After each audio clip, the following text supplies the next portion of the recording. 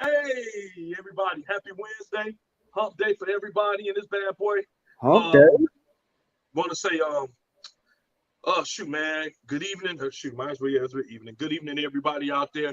Welcome to Unfiltered. Uh, got the whole crew with us today.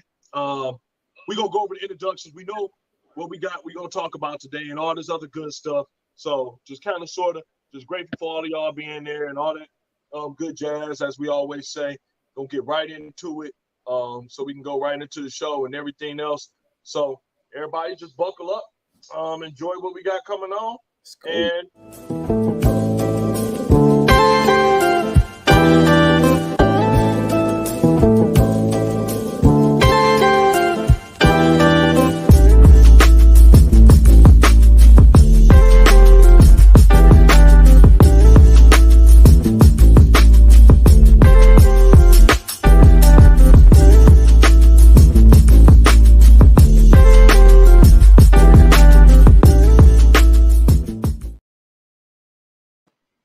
all right, everybody. Get right into it. Appreciate all y'all prayers that went out for my guys this week and everybody else. But as y'all see, they're live. I'm gonna let them do their introductions right quick, and that way give me time to take a quick piss. First of all, man, I gotta say, right, how you gonna leave in the beginning? Yeah, like how you gonna leave the beginning of an intro? Don't even introduce yourself and go. The intro was cold. Randy doing and that was I'm a dope sitting there. I said, hold on. I said, Yeah, that beat was fired. Nah, but y'all know who it is. That light-skinned player, the Dom Magic One. That light-skinned player from the Himalayas.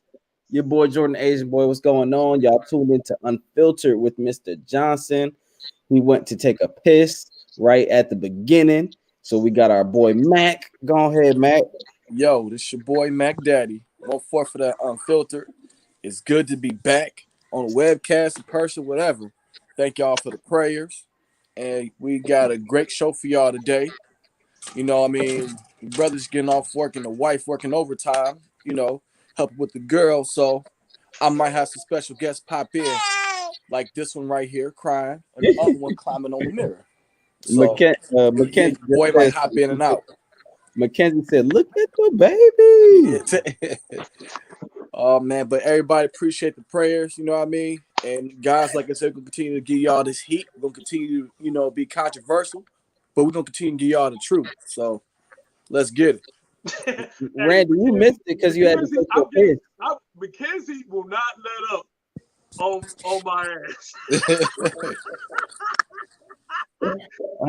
Last week, she was like, "Stop saying 7. Just say 7:30." CP time. Okay. Mackenzie, I'm sorry. I'm so sorry. We was on here, but we was talking. We was catching back up with some stuff. So I'm sorry. I took this present. My bad, Mackenzie.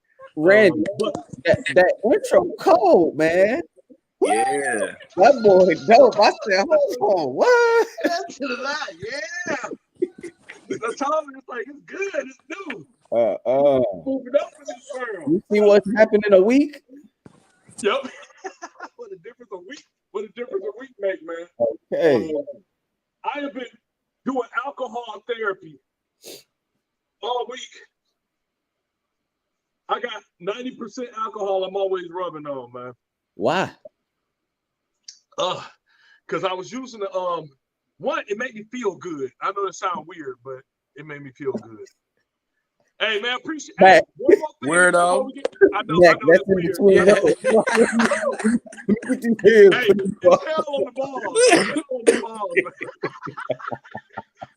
Oh shit. I want to say shout out to my boy Byron. Happy belated birthday, man. I not forgot about you, shouting you out, man. I appreciate you. Cool brother, good father, good friend, man. Appreciate you, Byron, man. Go ahead, everybody out there, go ahead, share. Do the thing y'all know what to do. Share, support, follow, get that out there right now. Please, immediately. Anybody know what's happening in the draft right now? No. No. I don't think it started yet because ESPN gonna come right to my phone like such and such I just want to make taking, sure. first. Hey, Now, what y'all think of this class? Y'all think is gonna be sustainable in this coming season that's coming? I don't know. I haven't really. I know LaMelo, Wiseman, and Edwards, and there's one more. That's all I really know about it. I haven't checked out. I haven't been looking at sports and stuff like that too deep. Well, not basketball. I actually watched a few of these high school games. What's that boy Chit and Amani Bates? They balling. Yeah. Dude, 7 feet can run that ball, man. He Right. nice. Yeah. Imani Bates again. Well, he's Ipsy, right? Mm-hmm. yeah. They so skinny though. I know it's hard. Yeah, like they It's skinny, weird. It's weird because I'm with you. I don't know how they're gonna do. We'll see what happens. I think LaMelo is gonna really surprise some people. Yep. I really think he's gonna do his thing because he's better than his brother. He's the best out of the ball brothers. Yep. Yeah, I think offensively he does more. He definitely can handle the ball. I'm curious to see what he do on defense. Oh, that's liability. Yeah, that's what I want to see because he's a big player though. He's 6'7", so because Lonzo can play. Lonzo can play some D. He got great court vision for sure. But if his brother playing in a good system, he'll be good. Yeah, because he long can as shoot stay away from his daddy. I'm gonna give him that. LaMelo can shoot from anywhere. He'll score. He'll score. Mm-hmm. So just some little quick things we want to go over right quick, and we get right into our stuff. Here we go. First off, NBA season looks like it's gonna get started in December. That's one of the shortest fucking breaks I've ever seen in my fucking life. But it's interesting. I think with it being started this quick, this shit is great for the Lakers. I'm sorry. I think it's I disagree. I think it's great for them, man. How you think it's great for the Lakers? Shit, you rolling right. It's the momentum ain't really stopped. You know what I'm saying? It ain't really stopped. You keep it pushing. You never came out of that mode and that mentality. And again, remember, a lot of players played a lot better in that bubble. In the bubble. But LeBron James mentally and the way he mentally was, I know he was coaching up the team, is different. And they stayed focused and honed in the whole time. Let's keep that ball rolling, man. I'm gonna say this, and I'm gonna let you say this, but you'll be happy hearing me say this. I came on here and gave LeBron James a lot of grief. I am going to say this, and people can mark this down. LeBron James is going to win 2 more championships. And I'm going to tell people why. LeBron James, what he does, and the generation that he's playing with, and I mean this with all my heart. I'm done faulting people when people say, "Oh, he's only good because this the people is around." That ain't his fucking fault. Nope. It ain't Mike Tyson fault that only those heavyweights that he was around. He's got prime. I say LeBron will win 2, maybe fucking 3 championships because of how can I say this in a nice word? Pussy the rest of the fucking NBA is. And the best way for me to say that is because LeBron James was in the East. No motherfucking players wanted to go to the East. They said, fuck that. I'm not going to the East. LeBron go to the West. Motherfuckers running to the East. Like, fuck it, I don't want to have to. Nobody want to go through LeBron James unless it's going through the championship. And I will say this. I still got my grades. But LeBron James, before his career is over with, will have the best argument for being better than Michael Jordan, including Kobe Bryant. And I know Kobe. We use this excuse. Kobe is my favorite player. Kobe is my entire, like I'm saying, Kobe was my entire time. I was there with Party, the prime years of Jordan. While I was there the whole entire year with Kobe. Kobe was always my guy. Mm-hmm. Kobe, I believe, played the hardest competition between LeBron James and Jordan. I believe that because he played both of Oh them. yeah. He had to play everybody. Yeah, for sure, he did. But Everybody. LeBron James, and it's not even about who he playing. It's about how this motherfucker plays the game. Mm-hmm. And nobody can tell me how gritty LeBron James is. I mean, when you can go to teams, I mean, I know a lot of people say he had to go to this team, this team, this team, but he had to go to those teams. It's a different story if he went to the team and they better, they still good when you leave. That says a whole bunch of different things. These teams fall off when LeBron James leaves. It's like he took half the team with him. So LeBron James, like I said, I think should win 2 more championships. That's why they trying to so hard. Why the fuck would James Harden want to go to the basketball? Next. James Harden, and I mean this with all my heart and all the disrespect. This motherfucker's overrated. You gotta fucking win to me. You gotta fucking look. win. All right, hey, quick. So let me go in real quick. So just to get back what we were talking about before, and the reason I think it's a disadvantage for the Lakers, and I also feel like it's a disadvantage for the Heat, because being that bubble, from what I understand, is something different. And then you're going back, you know what I mean? If they're not going to a bubble, fine. But it's like, I just got done playing 2 months ago training. Now, if they're training and they're cool with it, fine. But I still think it's a disadvantage, like on that behalf. Now, back with James Harden, and don't get me wrong, look, I think James is one of those transcendent players. Nobody can score the ball like he can. Then for him wanting to go to the Nets, I still don't feel like they still could possibly lose the championship. Hell yeah. If they even get there, because like the whole team discombobulated. You got 3 ball dominant players and you get rid of all your good pieces. No, not KD. Not KD. What you mean? KD don't need the ball. Yeah, I agree with that. But all right, even if KD don't need the ball, you got 2. All right, okay, we'll say 2 ball dominant people. Kyrie and James Harden, they both need to dribble the ball, and they're top 5 in usage. Yeah, James Harden not going to the Nets anyway. The Rockets stuff. They said they're gonna be mad. We ain't sending them. You can't get nothing in return from them. It don't make sense. Don't make sense. We can't get enough in return. You might as well be mad and play here and go do your thing when you're a free agent. Yep. James Harden, most overrated motherfucker ever. This is why I say when they talk about James Harden, when it come to, like I said, man, me playing sports, watching sports, and doing everything, when I think of the best players, I think of the guys who fucking win, who do it on both sides of the court. They fucking win. LeBron do it on both sides of the court. Jordan, both sides of the court. Kobe, both sides of the court. KD, both sides of the court. These guys play.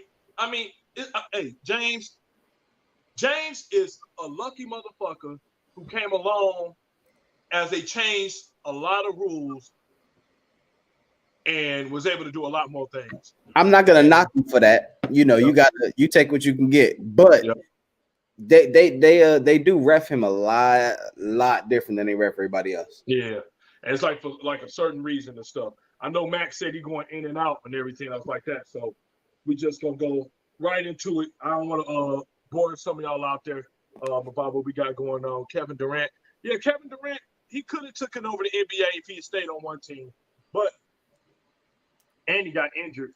He needs to I like KD game. I think he's solid all the way around. Cause I see what you're saying, JD. I like KD. But I just think LeBron, I know you said one more ring. I don't really think so. I think with another ring, I think he's gonna be solid. I think he can squeeze out 2 rings. I think so really too. See that. I think so too. If he keep the team together, they all can stay healthy. Yep.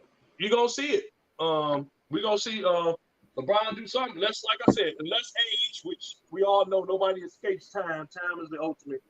So it is what it is. It happens like that. Nobody can escape time. Period. So that's the only thing that stops people. Kobe Bryant, my favorite player, he couldn't escape time. it sucks.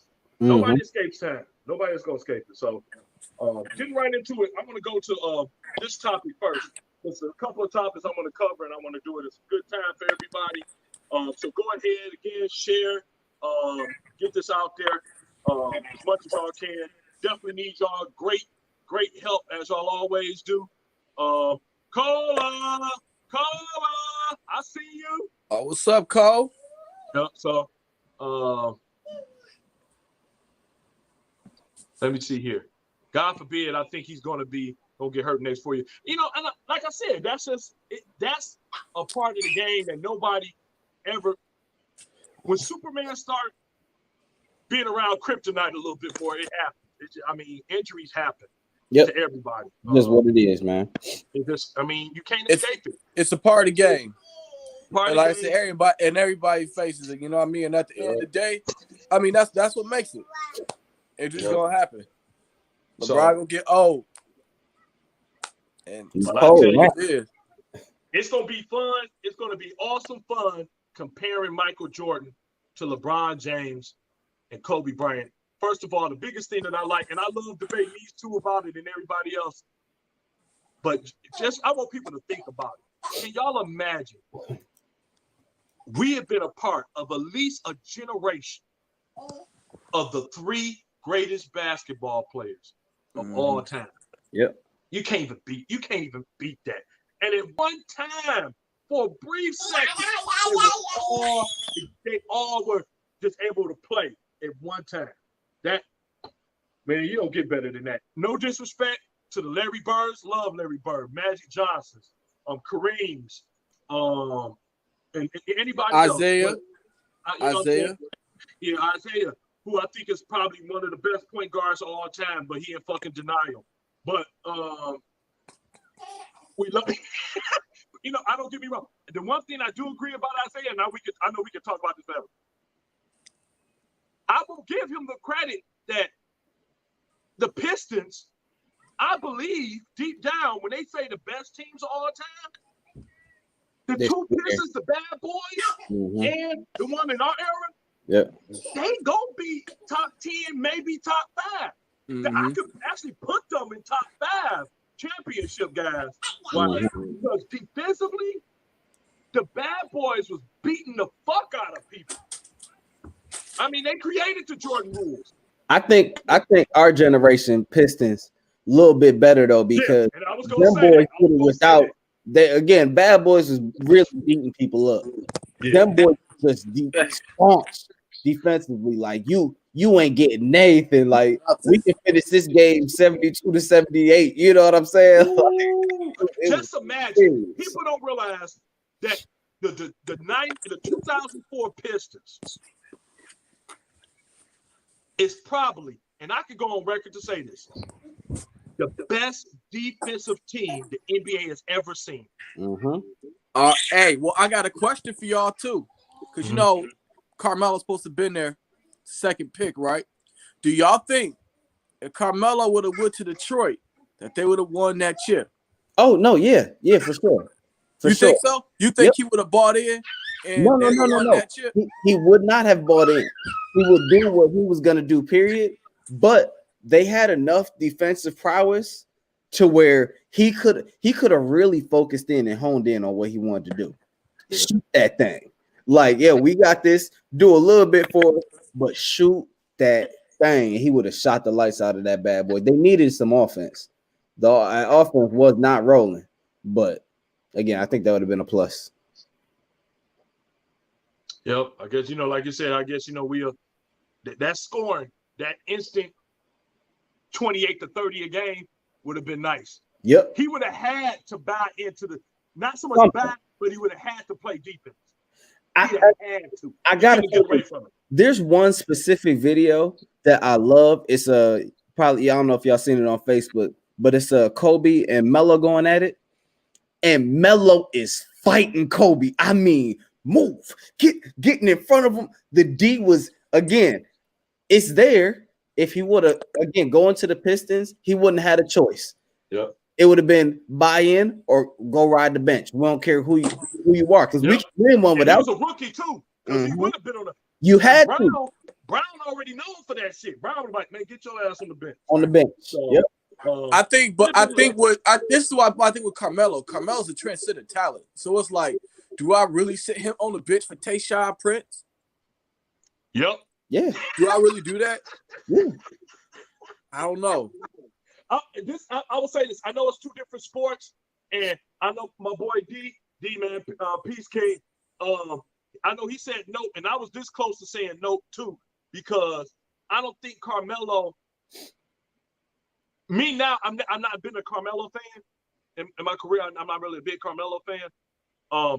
He came in there with LeBron James, and you saw LeBron James in high school have a more all-around ball-playing mentality than Carmelo Anthony. Yep. Durko, I think Durko was that they was in the hopes of maybe he'd be something one day, but I was like, yeah, it ain't even gonna happen. But I don't like the Pistons selections, man. They somebody up in that bad boy. Yeah. So other than that, man, I just think that I think what happened with the Pistons is magical. You won't see it again. This motherfuckers got the All-Star game. They got the All-Star game and made it the lowest scoring All-Star game in history. Hey, it was so magical, bro, to see all four of them get in there, bro. And it was pissed. That was cool. People were pissed, like, man, these motherfuckers playing defense, man. Larry Brown was like, we got to come back. Man, put my four guys in this bitch. I wanted to hit it real quick. You were talking about Larry Bird, Magic Johnson, all of them. Every time somebody bring it up, I say it the same thing. Larry Bird comes out and he said it a number of times. He said, we can't light a candle to what the average player is right now in the NBA. He said, it's not a question. He said, we looked at MJ like, oh my God. He said, there are a couple of MJs. They may not have the same mentality, but athletically, they there. Gerald Green, that's a true statement. Like nothing. You know what I'm saying? That's a true statement. People don't understand I told people, like, nobody's saying it's a Jordan. Nobody's saying it's a Kobe. We're saying that you got guys that athletically gifted by God can jump out the gym. Yep. More than ever. And you do. The problem is they didn't have the tenacity of Kobe and Jordan and the mentality. They went in there, they would get mentally shut down. Yep. LeBron don't mentally get shut down. That's why I said LeBron, when people say, I don't know if LeBron could have played against the Magic and the Lakers back then, I'm like, oh, hell yeah, he could have. Yeah, of course. That man would have been that man's a freak of nature. Mm-hmm. Yep. This man could have played. I mean, y'all got to get, man, I know a lot of people don't like LeBron, but the reason why y'all don't like him is the same reason people didn't like the Yankees, the same reason people didn't like the Patriots, because he wins. Mm-hmm. That's it. I mean, it ain't no other reason. And you know like about him? So it's just real talk. What can you not like about LeBron James on the rim? On the rim. Talking about flopping and everything else. Jordan cried to the refs. Nah, but here's my thing. I'm gonna touch on this real quick. I feel like with LeBron, everybody's done it, but since he's like one of those top names, they're gonna critique it for everything he do. But outside of his athletic ability and his IQ, I think the greatest superpower that he got is to make people buy in, regardless of who you are. And that's why, like his Cleveland teams that he brought to the finals, like, all right, look, y'all, they may not be good as the other teams, but bro, they had 66 wins.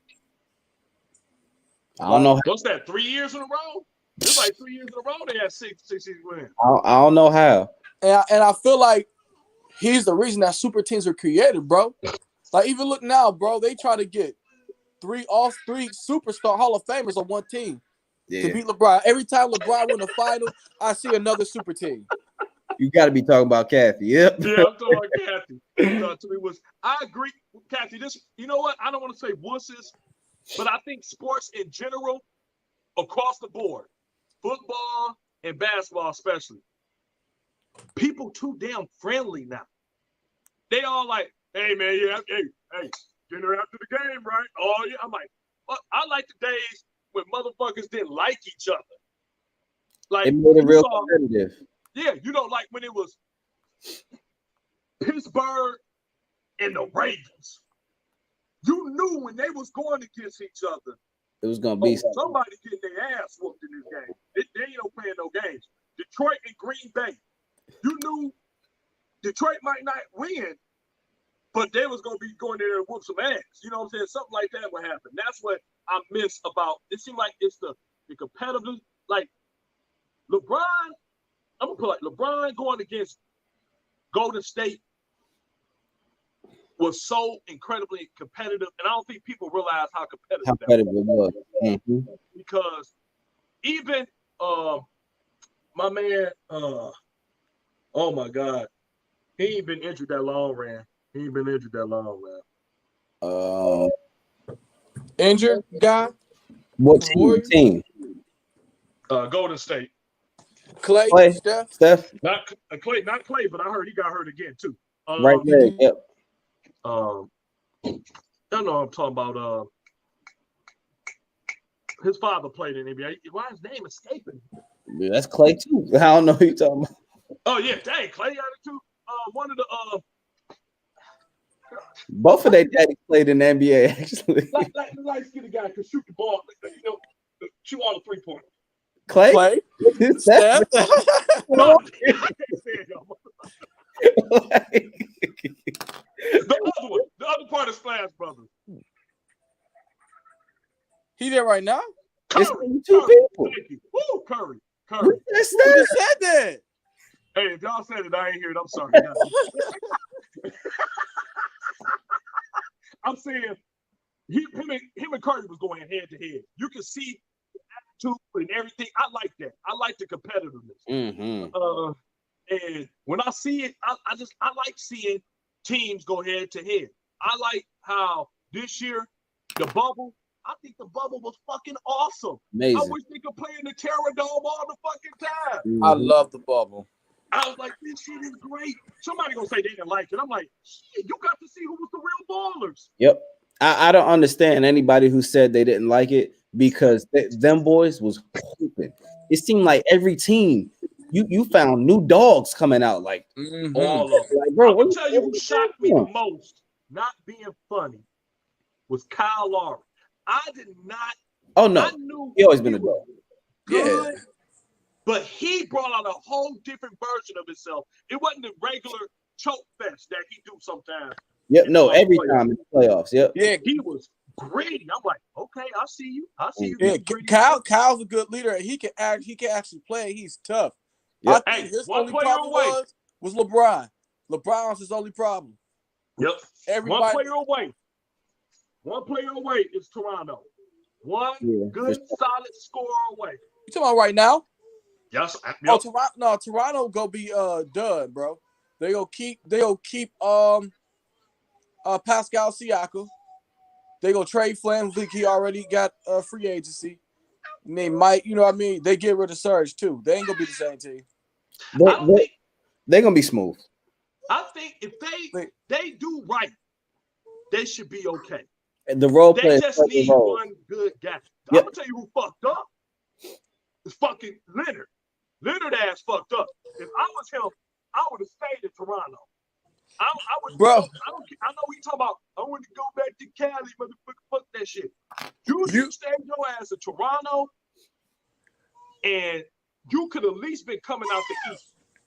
Hey, you know what Toronto offered that man outside of Supermax?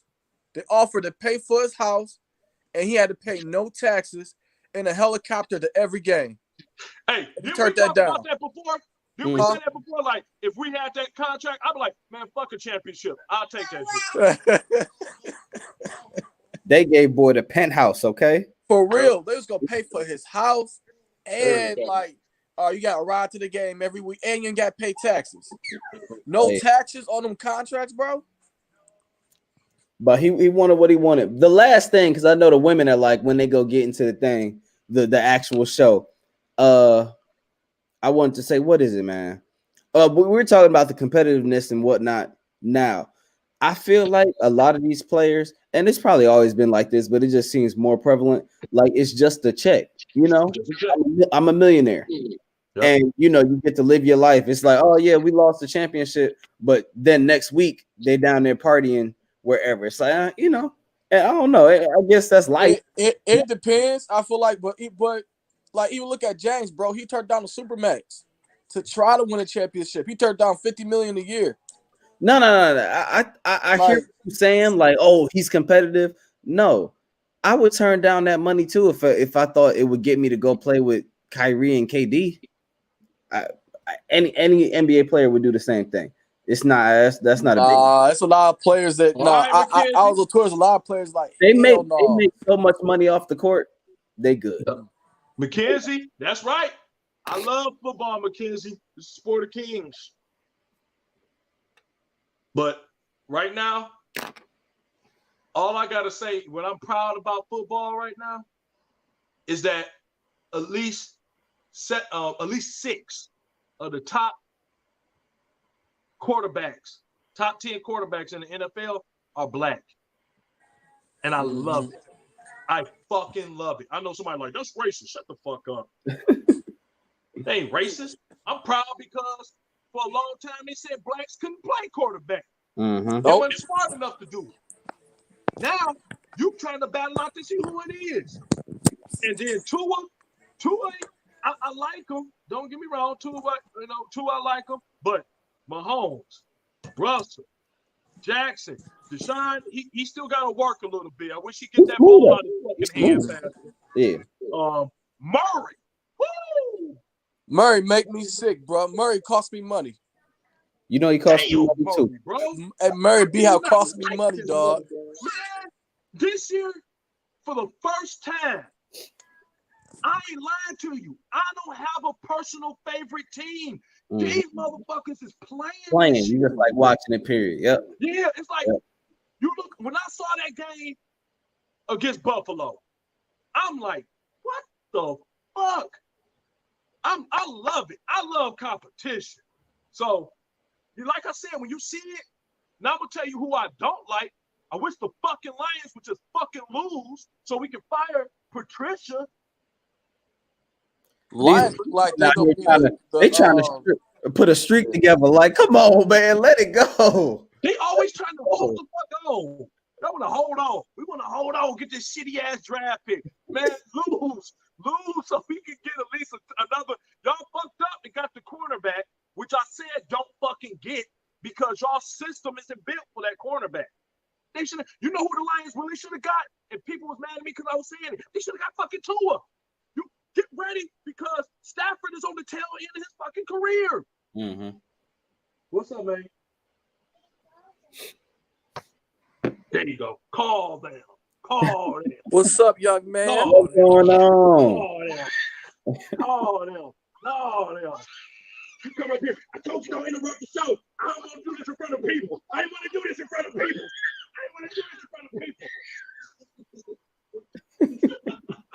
people. Interrupted this show.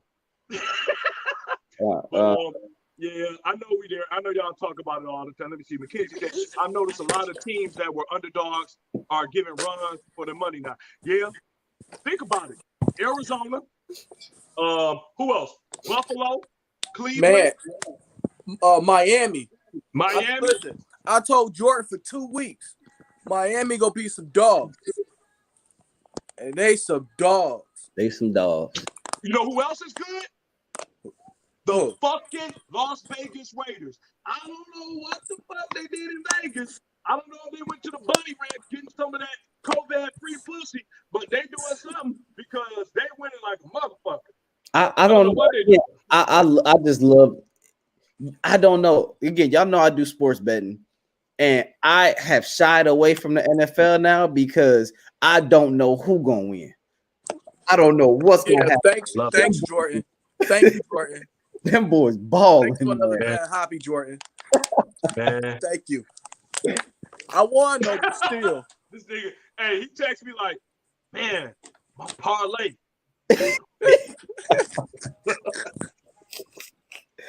Man, I tell y'all, man, but yeah, football, I love it. Football, man, I love it. Mike Vick. I'll tell y'all what is going on. I ain't watching college football because Michigan teams suck ass. I'm not going to watch it. Michigan hardball experiment is over with. Get them the fuck out of here. Yep. Michigan State. I don't know what to fucking tell y'all. Let's go Central. Central, Western. I don't know what the fuck y'all doing, but let's Them the only teams that's really winning, man. Every time I see Michigan lose like that, man, I just tell people I'm from Canada or Alaska, bro. Anytime the Lions play or any college teams play, man, I just say, look, I'm from Alaska because they be ass. Like, I just don't get it, bro. Detroit, the city as a whole did one thing that's fucked up.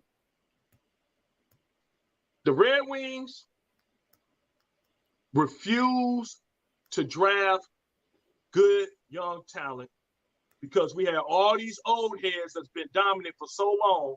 They forgot that one day these motherfuckers ain't gonna be able to play no more. So we went 25 years in a row to the fucking playoffs. And now we are literally the worst team in NHL. The Tigers, they just paid too much money, and now we are in debt up to our eyeballs until they can get all that shit off the books. And I think it's like for 3 more seasons that we are really hardcore. I think it's longer than that, to be honest. If I go back and look at the money, we in debt. Who else? But you know what? At least I'll give the Red Wings. They had championship moments. Like we were the dogs for like a decade almost. So I'll give them their props. And like with Pistons, at least they won championship. Tigers, they get there, with the Lions just been bad since I've been born. Lions. I think it's forever. Forever. And I don't understand it. Lions have had 2 of probably, when they start going through history, if they stopped it right now, you had 2 of the most dominant offensive players, period, in history. At least, well, I don't want to put Calvin up there yet, but he Sanders, definitely. Calvin Sanders. You made him say, fuck it, I'm done. I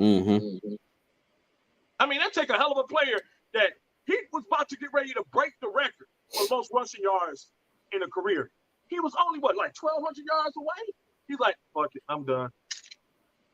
He said, I'd rather retire and make fucking Hulu commercials than play for these motherfuckers. Hey, man, Calvin Johnson, same thing. He said, all right, the way he hung it up, and you said you weren't going to give it to him. I ain't never see people put double teams on somebody. I'm giving it to Calvin, too. Ever. It's literally, he's such a behemoth of a man. He's sitting there huge, and you literally got 2 corners. That's crazy to me, man. Big facts. You say all big fact, all the talent either retired or functioning terribly. Yeah, it is what it is. It's crazy, man. Detroit gonna have a long way to go. Coming back a little bit. The Pistons, I think out of all of them, maybe showed the best sign, if you want to say that, a sign to maybe trying to do something. But other than that, they gotta get rid of Blake. Get rid of Blake. Get rid of Blake Griffin. And just start from scratch. Please get rid of Blake Griffin.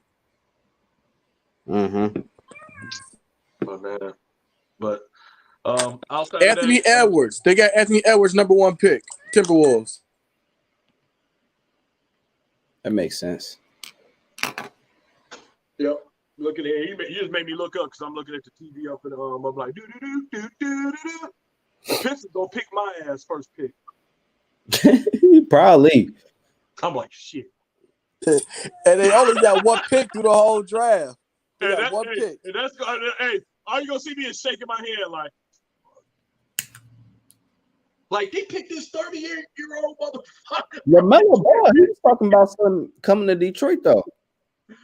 They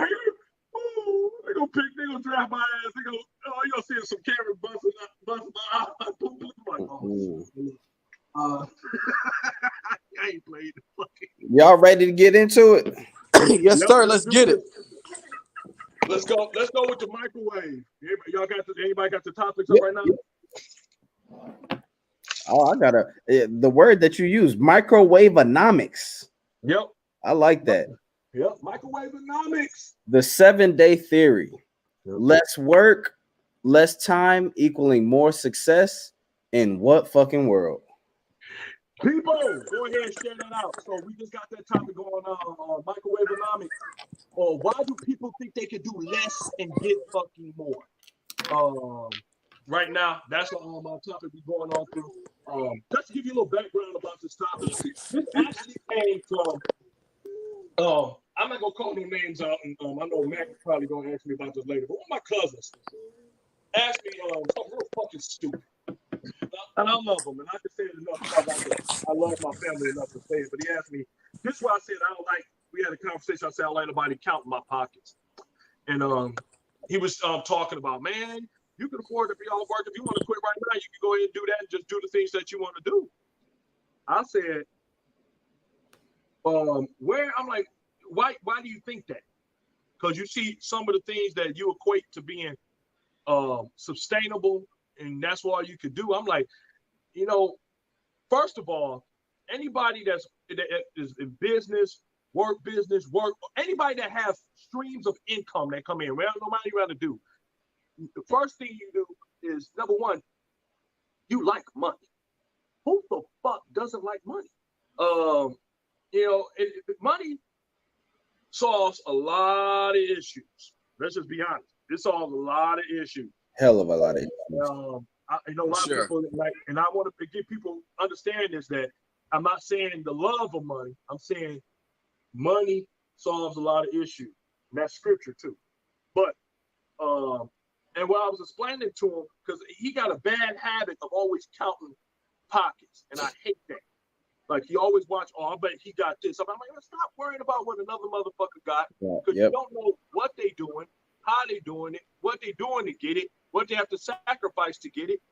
Stop it. If you ain't asking the guy how, advice, if all you asking is, what I'm saying, oh man, how much is that? He even, like I said, I'm trying not to say his name because he family, but it irritates me because he think he can do all these shortcuts to get to the place he want in life. I've seen that with a lot, and I can't front you out. A lot of people that I have like been around and worked around, do business with, the one thing that I always hear about is time. This is the one valuable commodity that a lot of people don't understand, that you have to dedicate time in order to get where you want to get out of life. We just had my father on here, and we've said it before my father got on here, about when you're establishing businesses, you don't even get to really see like sustainable wealth where you saying, okay, this is what I'm bringing in, without inputting it back into the business for about 5 to 10 years down that time frame, because you got to keep reinvesting into it. And a lot of people just don't understand that aspect. I know Mackenzie, please comment on that. They just don't understand. All they do is just see, oh man, you got this profit. Like, no. You got to keep up with stuff. I have to go buy new tools. See, people wouldn't understand about me going out, okay, what you got? Yeah, you see this fucking $300, $400 miter saw downstairs, but you thinking it's a toy. That's for me. That's for my business. I want to make sure I have the best tools. You see about 5 hammer drills down there. Yeah, you're like, oh, that's cool. But those motherfuckers are $150 a pop because I'm invested back into me. Mm-hmm. And what most people want to do is that they get their first sense of a profit. Oh, fuck it, I made it. What you go? I'm not gonna be mad at a lot of people are mad at me for saying this, but it is. I think a lot of guys think I got a Dodge lease and some weed, and I'm good. I done made it in life. You got you a fucking Hellcat that you're leasing, and I know me and Jordan said this. It ain't prosperity unless you own it. Yep. If you're paying a bill for the motherfucker, it ain't yours. I mean, it can be taken away if they ain't paying the bill. Mm-hmm. Sorry. So again, a lot of guys got mad at me because I told him that. I said, I'm not trying to dog you out, but I'm saying you want to go lease this Charger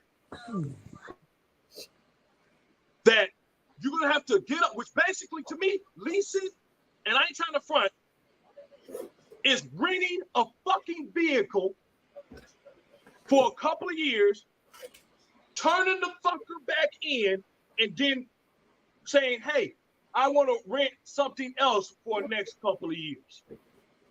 Now, I understand everybody's different, but I just, like I said, I just realized that prosperity comes when you own it. That's what I know. When you own it, when it's yours, you can do stuff with it. When you have a house, you have property, and it's yours. You got the deed on it. It's not for a bank. You can do the things with it and everything of that nature. But I guess I'm not trying to get so far off the subject that I just don't understand where a lot of people in society think that they can shortcut success.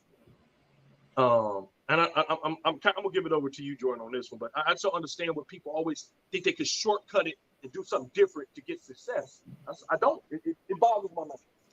Because you know one of the other bigger reasons is because there are people that I don't want to say get like instant success, but it's like they look at the anomalies, think, oh well, I can do that. Like my man's Mark. Oh, he made Facebook and he's a billionaire. Well, I can make this without any hard work. Or what most people look at as rappers, like, all right, this guy dropped one song and he got all this stuff. So hell, I'm gonna go ahead and drop me a song and I should go ahead and be a millionaire. Or anything like that. People don't look at the hard work behind it. Like you said, they'll look at the reinvestments. They don't look at, what I mean? Like, even with me, like, yeah, I can get a brand new car, but shoot, how wise is it? I'm going to go ahead and ride my car until I go ahead and buy one. Because all this is going to be another bill. I think social media plays a big part in it, a little more than it ever has, because, I mean, you do get to see people flaunt their wealth, a lot more people that have it, and people that, they may not have it, but it's such a smoke and mirror. They're just putting out the positives. That's all you see. So it looks good. And I mean, that really breeds a hunger for everybody you want to get it. You know what I'm saying? Everybody needs to be successful. I get that. But the work that it takes to really get to that point, the sacrifice that it takes, one of the best books I've ever read was Think and Grow Rich by Napoleon Hill.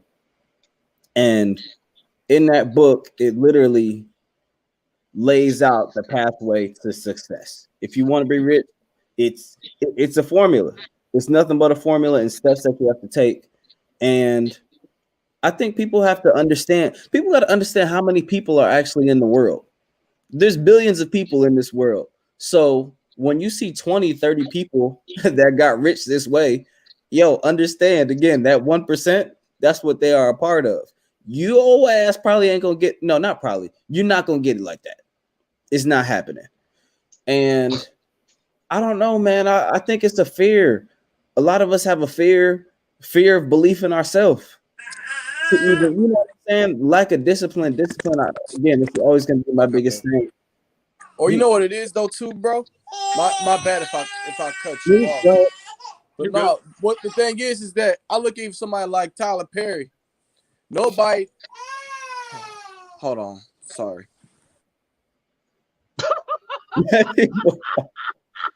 No, but again, success will not come without sacrifice. Both of those S's come together. Sacrifice and success. It's just like they don't want to hear that he was homeless. You want to sleep in your car and pay everybody else while you sleep in your car and think of how you make the next meal. So it's just certain stuff like that people don't want to go ahead and sacrifice for. So yeah, I think and it's just that so many people, they look. What's the best way I could say it? It's so easy for people to look at somebody else and say, "I want that," and I'm like, be careful of that, because I don't want somebody else's. I've always been a firm believer. I don't ever want nobody else's blessing, because I got my own. I got my own waiting for me. All I got to do is put the work in for it. Mm-hmm. I don't want nobody else's blessings. And like you said, so many people, they like, just like when you was talking about before, Joe, when I was talking about when I was at work and I was explaining to people about why they don't want to keep covering COVID costs for y'all being off. I said, you only thinking from the employee aspect of it.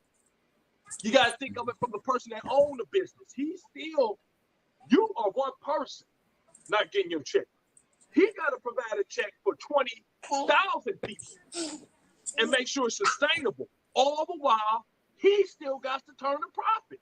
Mm-hmm. So I think when people start understanding that, like you said, the best way you just said it is that you can't get something for nothing. It's a trade-off. That's Think and Grow Rich right there. It's a trade-off. It's a trade-off that a lot of people don't want to make. Like they say, it's for time. I've said this so many times, and y'all know I've said it on the show when I was first married. I was doing great for myself, started out, but I worked a lot. I put in a lot of work. I put in a lot of hours. Not only when I was getting off of working, work for General Motors, I was getting right back, putting in my time for my stuff. I was going right back. Mm-hmm. And that's, when I tell people that, they're like, man, so what you think? I'm like, so it had to be a balance in that, but I was a young man. I knew what I wanted to do and where I wanted to be to a certain point and what made me happy. So you have to put it was a sacrifice of time. I'm thanking God that a lot of my stuff I did, I told people I was able to take my daughter and my boys to the office with me. Not a lot of people can say that. They going there into the office, working and doing everything else like this, showing them how to run business, showing them what I just did. If I was going there, shoot, my cousin Matt went on jobs with me. So when I did things, I wanted to make sure that people around me was doing it. And I'm a big person into, I love sharing the wealth. And what I mean by that is the knowledge, I'm going to put it out there too. It's up to you now to take it and run with it. Mm-hmm. That's the biggest thing. It's like right here. Let me see, Jay, what you say. Too many people in here now, social distancing. Everyone on here got their virtual, their virtual mask in here. No, I ain't no, shut up. I'm like, threw me off. I got you saying something else. But, I like virtual masks. But it's I try to pour into so many people that, man, I say this all the time. I done said this on there, and I got it, and I tell my kids and everybody say it all the time. Trust the process. I love that phrase, and I tell them something. Trust the process. I'm like, you want to know what the process is? The process is the thing nobody likes. If someone say they like the process, they're a fucking liar. I don't care where they are in life and what you're doing, they are lying. Nobody likes the process. What happens is that you just trust it. You that's like saying you going to work out in the deep burn and waking up in the morning with aches and pains. Oh man, I love this shit. No, it's a part of the process. You love what it's doing, but it's a part of the process. Mm-hmm.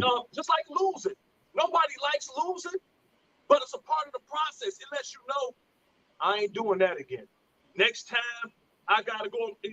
We use LeBron, for example. Yeah, y'all got my ass this year. Next year, I know what the fuck I'm going to do.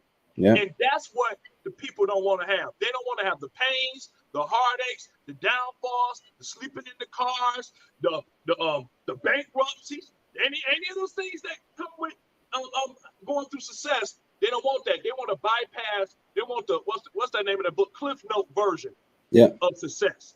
And you can't have it. You're gonna have to sacrifice. You want to be able to have all of it and still wear $500 clothes, wearing $1,000 shoes to show that you're rich, instead of putting in the work so that one day you can have good wealth and they'll know it. They don't have to know it by you saying it. They know it because of everything that you do. Oh, yeah. Okay. I got a what's the name? There's a girl. We're not friends, but we are friends on Facebook. She came out with an amazing product. It's for a woman. Women have their silk wraps for the hair and whatnot. Now you got a lot of women have dreads nowadays, or they have the long braids. She made it's super long silk wrap that ties up, and it's awesome. It's good for women. Now she did amazingly well. Her company did really well. She was just showing, the spread of it started at $1,000, then it went to 20,000, then she made 100,000. You know what I'm saying? This month. Now she just dropped a BMW i8. The company only been running for 3-4 months, and I was just like, again, you can't count people's pockets. Whatever could be going on, good. But in my head, I'm like that. Not time yet. You know what I'm saying? You don't even know how long this is actually going to be running for. How long you can actually sustain? How can you sustain the profits that you've already gotten? You know what I'm saying? But you want the look right now, and I think with a lot of companies, especially black companies, we just got to get out of the mindset of when things are going well that you have to show it. Yeah. You immediately have to buy everything because businesses go out of business. You got Sears and big businesses that are getting eliminated. So your small business can be going like nothing. So, this thing's to consider. That's And I That's want to also mention what Mackenzie said because I think that's beautiful. She had a comment. She said, people think being an entrepreneur equates with having a lot of money. In reality, I'm betting on myself that I'll win. That doesn't mean I'm guaranteed to win. And I really love the ending part. Entrepreneurship is hard as fuck. It ain't for everybody. Everybody can't get into it. And the thing is with entrepreneurship doesn't even care how hard you work. You can work your ass off and still lose. Talk.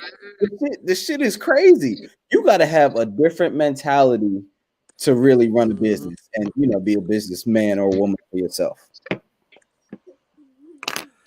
That's some scary shit. Yeah, man, seriously. Yeah, I think, and like you said, you put it in the best way. I was looking for that comment because I read it and I didn't put it on here, and it was a really deep comment because that's why I said success is in the eyes. It depends on the person. Success is not what you call an equal standard for everybody. Mm-hmm. Everybody's aspects of success is different. And you have one person, like you said, entrepreneur. People just want to have majority of people don't want to be millionaires. They just want to be able to do the things they want to do when they want to do it at times, and to leave their families and loved ones nest eggs for the future generations so it can keep going. Mm-hmm. Everybody not thinking Amazon. Everybody thinking Amazon. And it won't happen like that. Like y'all both said. The oddities. You know what I mean? Yeah. Nobody want to do. First of all, I want people to think about this in so many ways. Jeff Bezos just got a divorce from his wife. She got half of that. And he ain't had no qualms about it because he was cheating on her. He's like, yep, you know what? You was with me when I was absolutely working out of the garage. You deserve half. He gave her half. So that would equate to almost like, I think it was like, what, 150? Something like that. A little bit less. I'm going to double check that. I don't want to throw out things that ain't true. But the man still is worth 180 billion. That should tell somebody something. He gave away half and he's still worth 180 billion, even though it increased. But people just don't understand a lot of things. And I'm sitting here. When you think about a lot of people, let me see, everyone's measurement of success is different. And I'm gonna put that up, Kathy. And that's my whole thing of saying, because where some people want to get a lot of materialistic things, everybody ain't materialistic. They could care less about that. Mm-hmm. When I put my kids and I show them everything that I do and how to do it, it's because I want them to have multiple streams of income, and I want them ever to be relegated to one thing in life. And I would tell people that all the time, whatever you can do to advance and make yourself as marketable as possible, do it. Do it. I mean, ain't no other best than that. If you want to work for somebody and still have your own stuff and do all that, do it.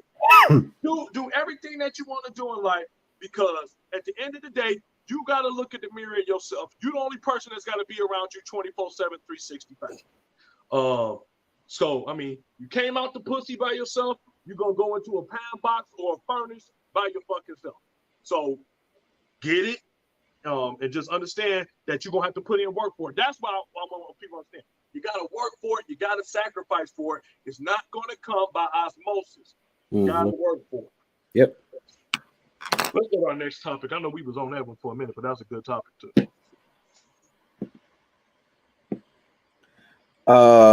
We got, what about the lost art of parental discipline? Woo! Yeah, I like that.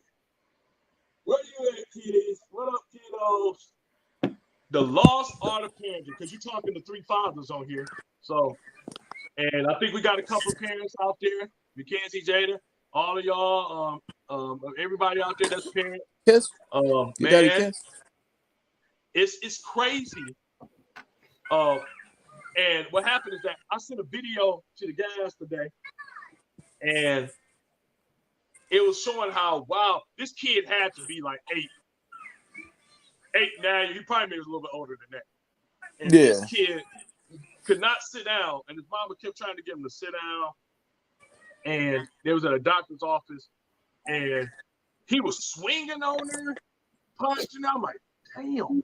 I can only imagine this kid in fucking school. Can you imagine being a teacher? You can't do anything with that little motherfucker. You can't do nothing. If the parent can't do nothing, that's no, yeah, definitely, because nobody want nobody touch their kid, tell them to do what they kid. So, like, it wasn't nothing I could do in that situation to help that lady anyway. You see, Kathy. So you seen that? Okay. So you know what we talk about, Kathy. So my question to y'all is, I mean, you know, is no discipline the new discipline now? Because I'm honestly seeing more and more younger parents and some older ones like, man, no, I don't really do that discipline with my kids and stuff like that. I had one ignorant bastard say to me, keep in mind, he don't have no kids. He's a dog parent. What the fuck, wherever the fuck that means. Oh, okay.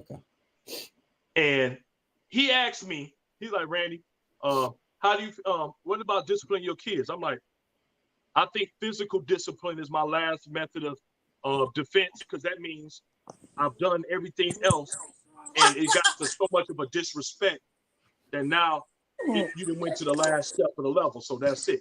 I'm like, it's rarely used, but when needed, it's just there. He's like, let me ask you a question. If your car doesn't start up, listen to what the fuck he said. If your car doesn't start up, do you hit it? I said, yeah, I do. I'll go underneath that bitch and hit and knock on the starter, and it'll start the fuck up. So if you're a fucking dumbass example to me to compare child to a car, then you're a fucking idiot. And I'll tell the guy, I'll say his name. His name is fucking Robert Jenkins. It's a fucking stupid statement. I was like, what the fuck are you talking about? Talking about comparing a kid to a car. I'm like, let me tell you something. It's a difference between abuse and discipline. It's a big difference. There's a big difference between that. Do I think that every child is different? Absolutely. You got to know your child. You got to know what will be the best response for them when it comes to that. I've been blessed to where my children, I didn't have to do whoopers like that. I didn't have to do it. But when I did do it, I didn't have to do it again. I didn't have to do it like, woo, woo, woo, woo, oh man, this is that one time. And I'll see, Mackenzie, I see your comment. I'm gonna get to yours. But I think we use too many terms in society when it comes to stuff like, I know that Mackenzie usually said progressive. I'm like, look, just bottom line. I'm a parent that watch my children, know my children, and I understand that a spanking ain't always the way to go. Mm-hmm. Sometimes it's a punishment. Sometimes it's taking away something that they love a lot to let them know how serious it is. I had one time, Pat, my son, he loved baseball. I was like, oh, you love baseball? I'm gonna take it away from you. And what I mean by that is that if you love it, then you will perform and do everything that you need so that you can do it. And straighten right back up. So I believe that it takes knowing the kids, and I know a lot of us are not going to agree with this because I hate this damn this new liberal cancel culture shit. You know, it's like, oh man, you did this. Oh man, you did that. Oh, don't tell me about nothing. Don't tell me about. I can't stand opinionated, sensitive people. It don't mix. So everybody, I don't know how y'all feel about it, but let me see here. I was gonna say, what's the name, man? As far as there's tons of different, like you were just going over, forms of discipline. First of all, it's not just a whooping, but a lot of these badass kids, they get their ass whooped every day. You know what I'm saying? It don't do nothing. That ain't the way. You got to find another way. And I don't know, man. I'm big on discipline. My mother was big on discipline. I don't play that with certain things. Respect is always going to be at the top, of everything for me. And I don't know. I think people come out better when they are properly disciplined. And that, again, that don't mean you got to get smacked up in the head all the damn time whatsoever. Hey, look. So I think on the video, the guy said something about I guess like in home behind the doors discipline and the public discipline. So here's the thing. So I get my ass beat. I got it beat until I moved out of my mama's house. Brady got beat too. Yep. But the thing is that look, I get the hell beat out of me. So once I'm in public, and I know once I'm in public, I know how to act. At the same time, those beatings that stop me from going to jail, those beatings that stop me from being on the street. Now, could my mom have talked to me? Probably. I wish he did. Send me a lot of ass whoopings. But at the end of the day, people know they children. And just because somebody else don't feel comfortable or think that their method works doesn't mean it works for your child. Mm-hmm. So if talking to your child saves them, cool. If whooping them with stitching cords, belts, shoes, clothes hangers, if that works, then you got to do what you got to do. Because like you said earlier, because nobody knows your kid. Nobody knows your kid. I agree with you on that. And it's like, and then nobody's not allowed to handle your kid because shit, at the end of the day, you're accountable for him. You're accountable for that child. That was going to be my next point. The reason why I said is no discipline and new discipline, because Mackenzie, I see what you're saying, and I know a lot of people. My thing is always respect. Yep. It's got to be respect there. And our kids, these kids now, they come out the womb with an iPad, iPhone. So they are they are beyond technologically. They're 10 times already beyond the rest of us before 3. This state generation. So I don't lie to my kids. I've always been upfront and honest with them about everything in life. Sometimes probably a little bit too honest because I'm like, look, this is the way it is. And I want them because I think my job as a father and quote unquote, I feel like if I die and my kids can't take care of themselves, I fucking failed. I failed as a father. I failed as a father if my kids cannot provide and do what they have to do for themselves before I'm here. Because I know that's repetitive to them. Because I say it all the time. Look, I know you think I'm hard on you, because I am. Because you gotta be able to take care of yourself out here. You think right now, you gonna get a yelling from me. Society, somebody gonna shoot your ass, somebody gonna kill your ass, somebody got a jail cell for your ass, somebody got a grave for your ass. So, and here, you might get this yelling. Like I said, I done got to a point where, like I said, when you talk enough to your children, like you said, I seen kids that get beatings all the time. I was saying some of the young guys I mentor in football team, they was getting whoopings all the time. But you know what happened? They still acted up because their parents wasn't setting an example. Yeah. They still had to look at their parents do bullshit. Like, stop doing that, you stupid motherfucker. But then you still doing the same stuff that you just told them not to do that you want them for. Kids are not stupid. Kids recognize real. And that's the one thing I love about kids. Kids and animals. Those are two people you can't fool in this world. Kids know when you're full of shit, and animals know when you're full of shit. That's why when I get out of my dog's valley and I see a motherfucker come in the house, I'm like, what you think about him? I'm like, yeah, you a sneaky motherfucker. I knew it. But it's just the truth.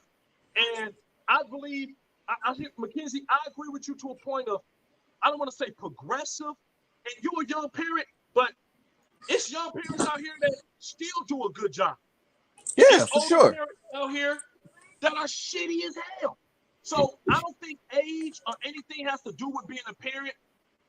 It's maturity that has to be doing with being a good parent. It's I wanted to bring up what Jada said in her comment, man, a little ways back, but she said some parents just don't feel like being bothered. Generational parenting has changed. Each generation gets less involved and less parental. And I think that's 100% truth. Again, a lot of the people, that I know are younger, and watching them with their kids, there's not really any focus on them. You know what I'm saying? People are allowing, the regular daily life to crowd in, and they don't truly worry about what's happening with their kids. They can't tell you everything about their kids that's really going on. You know what I'm saying? And I think, again, with the iPads, with the phones, with YouTube, things of that nature, I think people are letting those things raise their children even more. That's a fact.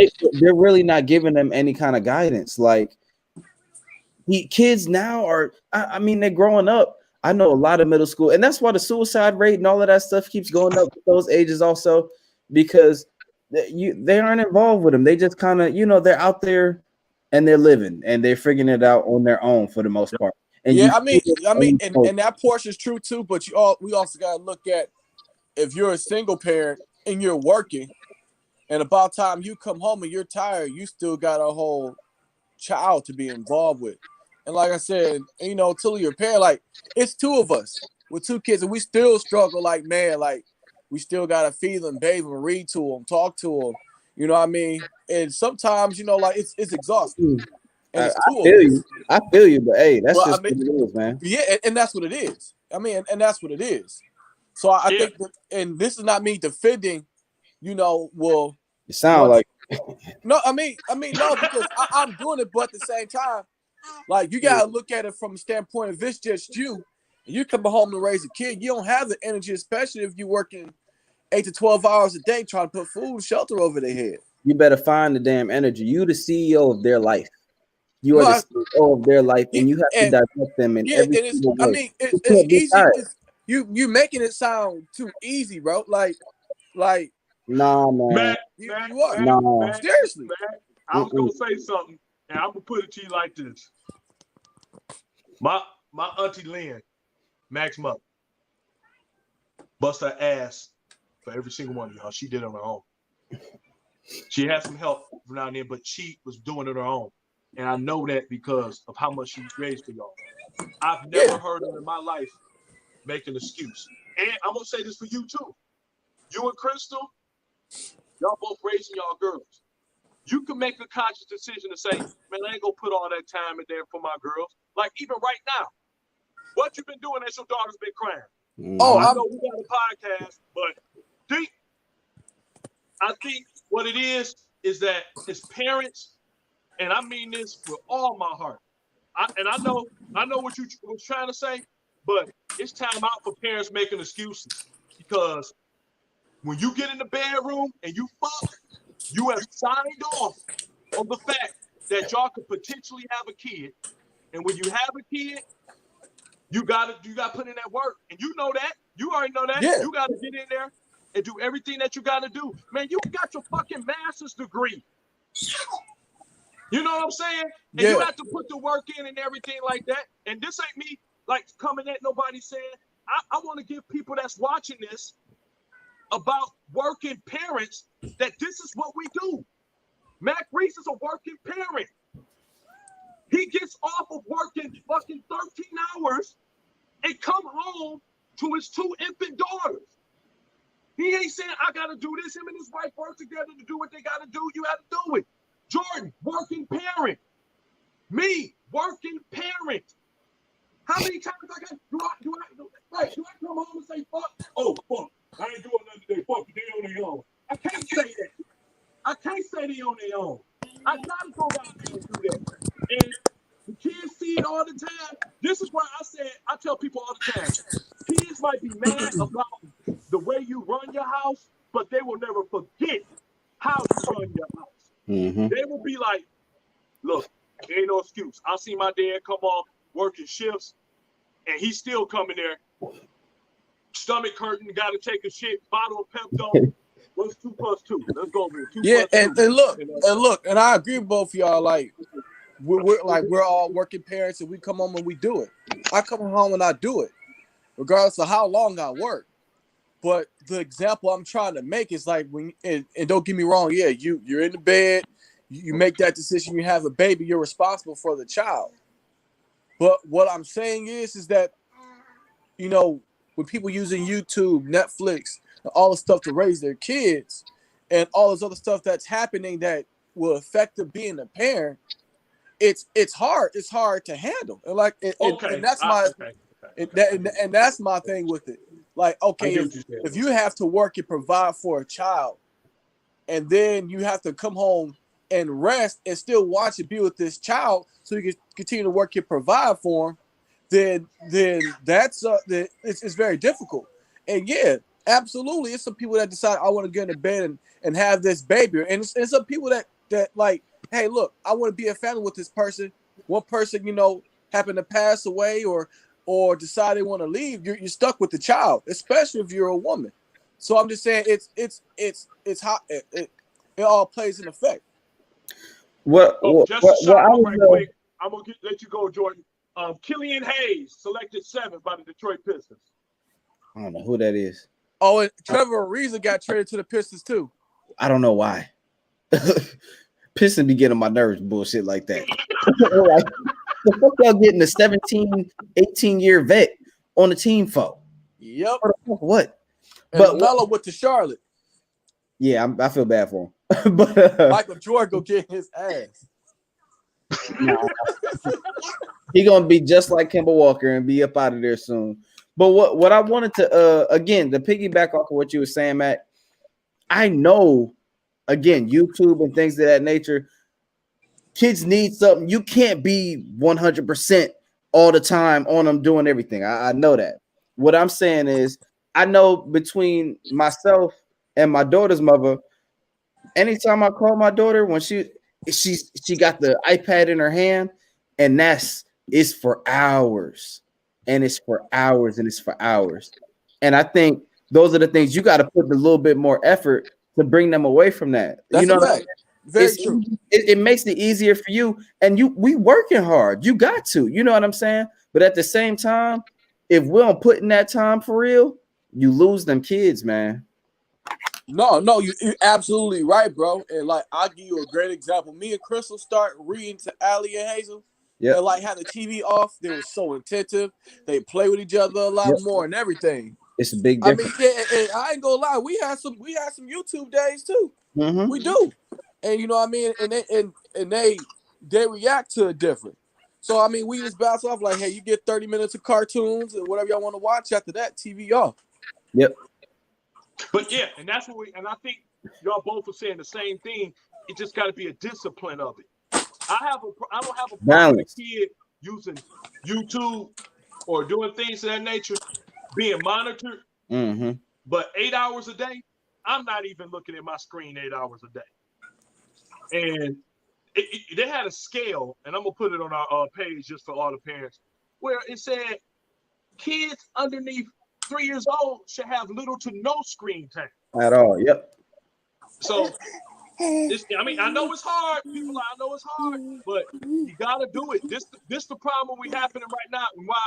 And I know we're gonna move on to our next one, but this is why discipline. And what we mean, I hate when people only equate discipline to physical and bad things. Discipline also is in regards to disciplining them to going to sleep on time, disciplining them to have a certain work ethic, disciplining them to be honest, have integrity. That's what all discipline we talking about, because your kids one day aren't going to always be kids, and they're going to have to come out to society and work with different people that's not going to have the same tolerance that other people got. Mm-hmm. And you seeing it right now in society. You got these kids going amok crazy. You be like, hold on, man, who's you talking to? You know, why are you doing this to us? So, I mean, shout out to the parents that are doing their thing their best, because you can do everything that you can, and guess what? Your kids still make the choice to want to be a fuck up. Mm-hmm. And I mean, all I can do, all honesty, when it comes to discipline, is do everything that you know you're supposed to be doing right, so it leaves your kids without any excuse and any cop out saying they did not know what was right between right and wrong. So they can't ever use that against you.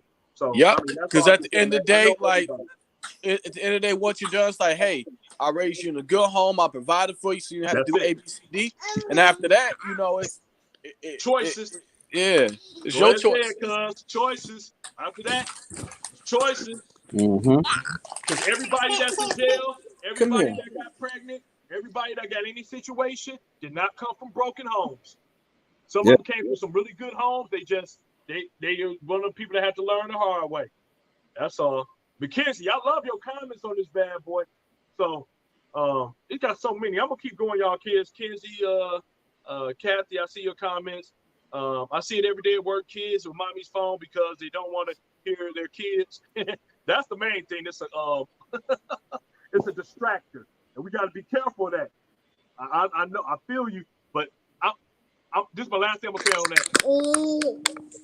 What I realized, it's a difference between scattered energy and focused energy. Scattered energy, when it comes to kids, means they're all over the place. That's why it seems like they randomly doing stuff. They're all over the place. Focused energy is when you having them do a task and they got to focus on it. And if you ever realize it, when they doing that, they almost get tired a little bit quicker. Like, because they use it more. They use it, even though it's brain power. So one thing, the energy is being more focused on it. So, I mean, that's about it on that. Let's go to what's that topic we got? What's that other topic we got up there? Hello, meet my avatar. Will technological advances wipe out humanity? I would say this to everybody. If you have not seen a movie called Surrogates with Bruce Willis, it's really good. Take a time out to look at it. We are on our way to that shit. What happened?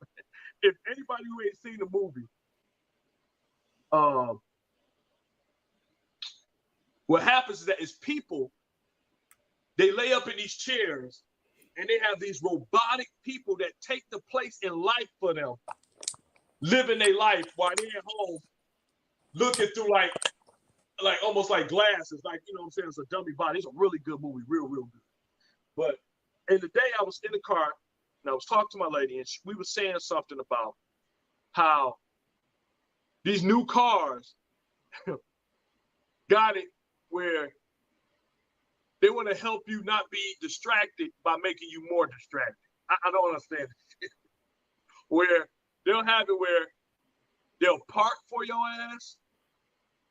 They will make your ass alert, like somebody's coming on the side of you.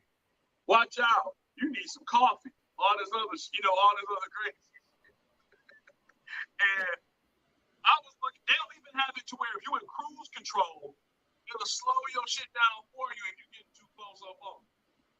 And I said that's a good and bad thing. You know, it's like to quote a Jay-Z, you know what I'm saying? It's the gift and the curse a little bit.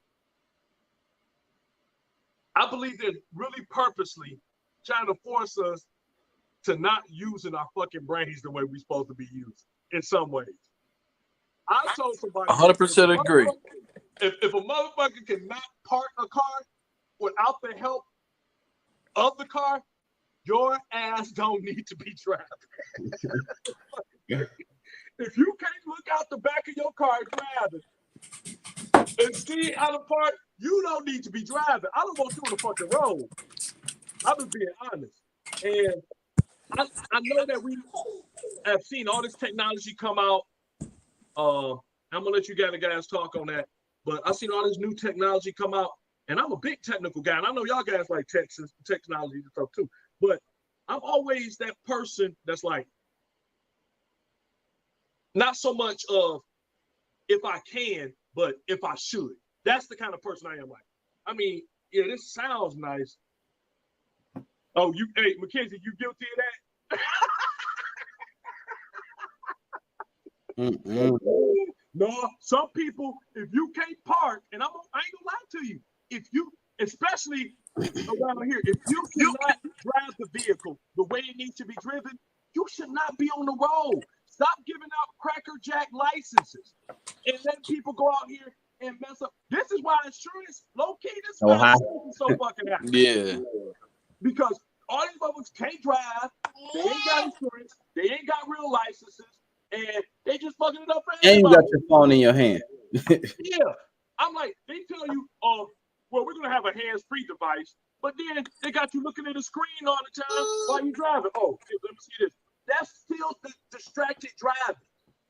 And so I just think that a lot of technology we need to be careful of because it's really making us dumb. It's really making us not forcing us to use that brain. That's why I like playing games.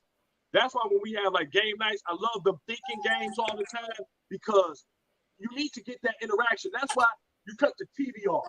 You cut these things off so you can read a damn book and keep your. Oh, she just walked. Go ahead, baby. Oh, my bad. I thought I was on mute. Who's that? What's his name? Is that Allie? No, Hazel walked. Hazel? Allison jumped off my neck, but Hazel is starting to walk. Yep. Yeah. All right, my bad. Go ahead. My bad. No, we good. But like I said, look right here, Mackenzie. I'm gonna put this one up here. I'm gonna mess with you, Mackenzie. It say my rear view camera went out due to electrical problems. Man, I'm better now, but baby, I was at a loss for a couple days. See that shit?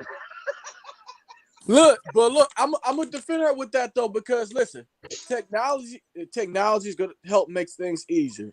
And like I said, like reverse parking is something I'm not even the best at, especially working downtown, having to park down there. Those one of the accessibilities I do think I need. Mm-hmm. But for the car to actually do the rest of the function for me, man, it's no point in having it. I might as well just teleport to where I fucking need to go if the car gonna drive me there. Personally, I don't think that part of technology is an issue. I mean, it's helping, it's doing what it's doing. I'm gonna keep preaching it, and I think social media is the toughest piece of technology that we're gonna have to contend with. And I think it's the most scary because the fact that people, I mean, if somebody said, "Yo, I'll give you, $100 if you don't touch your social media this week," it would be a hard, tough task for everybody. Again, what is the movie? The Social Experiment. That was so big to me, man, when I watched that, because I think social media has taken over our lives.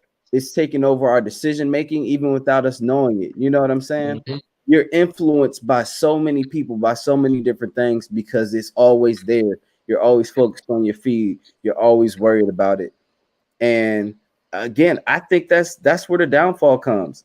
When you watch The Social Experiment and they were talking about the current election and elections in other countries, people are changing their whole minds based off what they're seeing via social media because it's being force fed.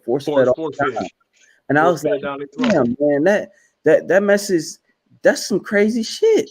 Like, yes, I think that's the biggest technological thing that could bring humanity to its feet. Yeah, I agree with you on that. I don't think.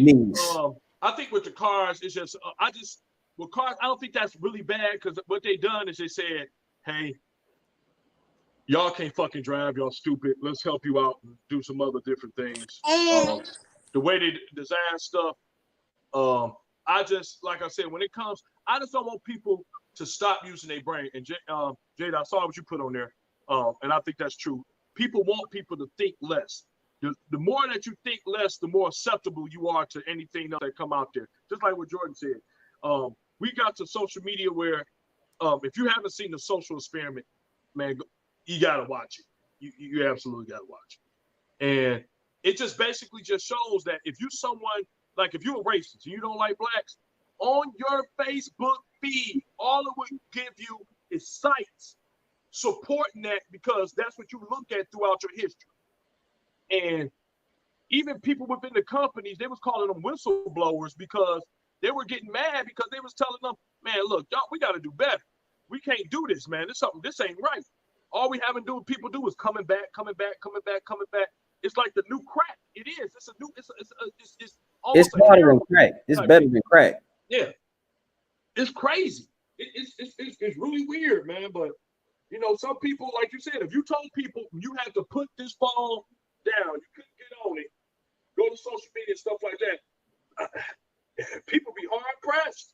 People would really be hard pressed to do it.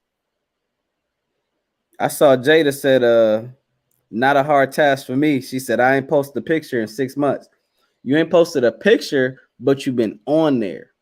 Yeah, you've been also you're on this. So, yeah. It's easy to not post a picture, but every day you check in. And it's not just once, it's all day, continuous, nonstop. You go into that phone to look at that social media. And the fact that it's got such a pull, I mean, it's crazy. It's crazy. I'm telling you, it's just like that all the time. I'm telling you what happened. The internet has put so many things out of business. It's ridiculous. Think about it. You had porn stars was in the unemployment line because people wasn't paying for porn no more. They're like, why I gotta pay for porn when I can go to the internet and watch it for free? Mm-hmm. I don't understand how Pornhub.com, if y'all don't know. Yeah, Blazers. I don't understand how these sites stay in business. Talk about you gotta pay $20 for a 3 month. What? $20. $20. You want me to pay $20 to watch this? Man, I can go to Pornhub. I can go to Xvideo. I can go to xnxx.com. Yup. There's so much stuff. I can go to newvista.com. Yeah, I know them. Later, 2 weeks. 2 weeks. You be all on them. It's like I say, it's the devil. I'm telling you, man. Nah, Anyway, I'm gonna give 2 weeks.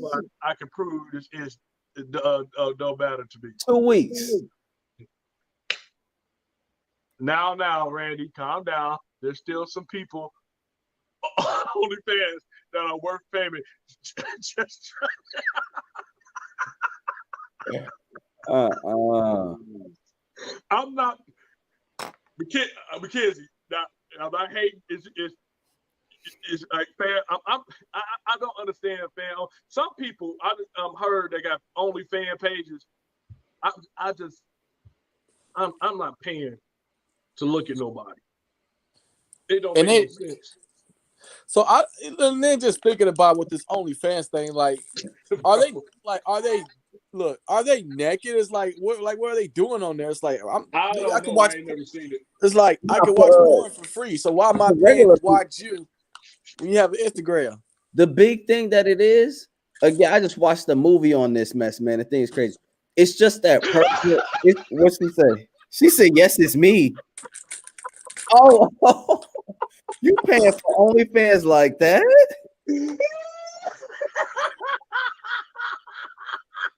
Can't do it, man. Can't do it.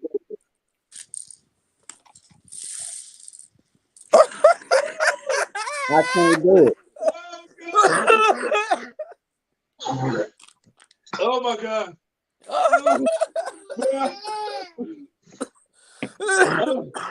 I can't force feed my money when it's free, man. Oh God. You're crazy. You're crazy, man. I love this show. Come back, baby. Come back. Oh God. Come back.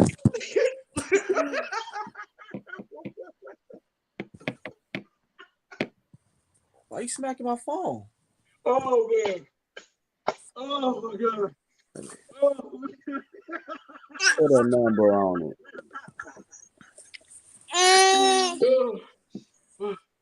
Oh, And for OnlyFans. How many OnlyFans? First of all, oh, oh, oh, Y'all oh retarded, my bro. God, man.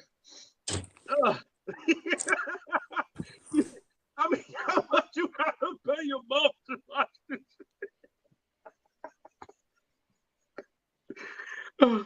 Please understand, I have certain friends that made at OnlyFans, and I'm more than curious, and I pay. Okay, all right. But can I ask you a question? What's the average cost of the page, and what do you get? about 10 to 20.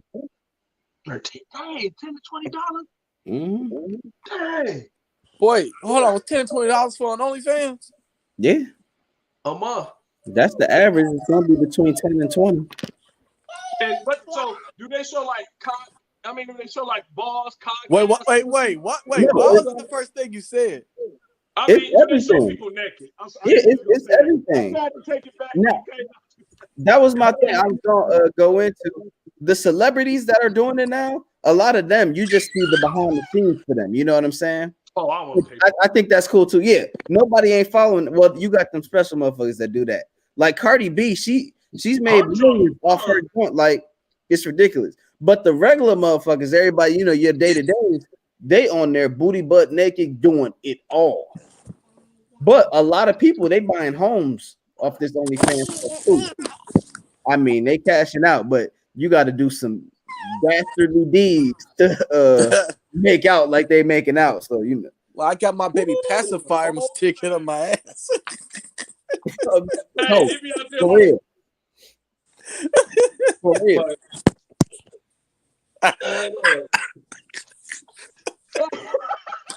Like, yeah, just be chilling at home.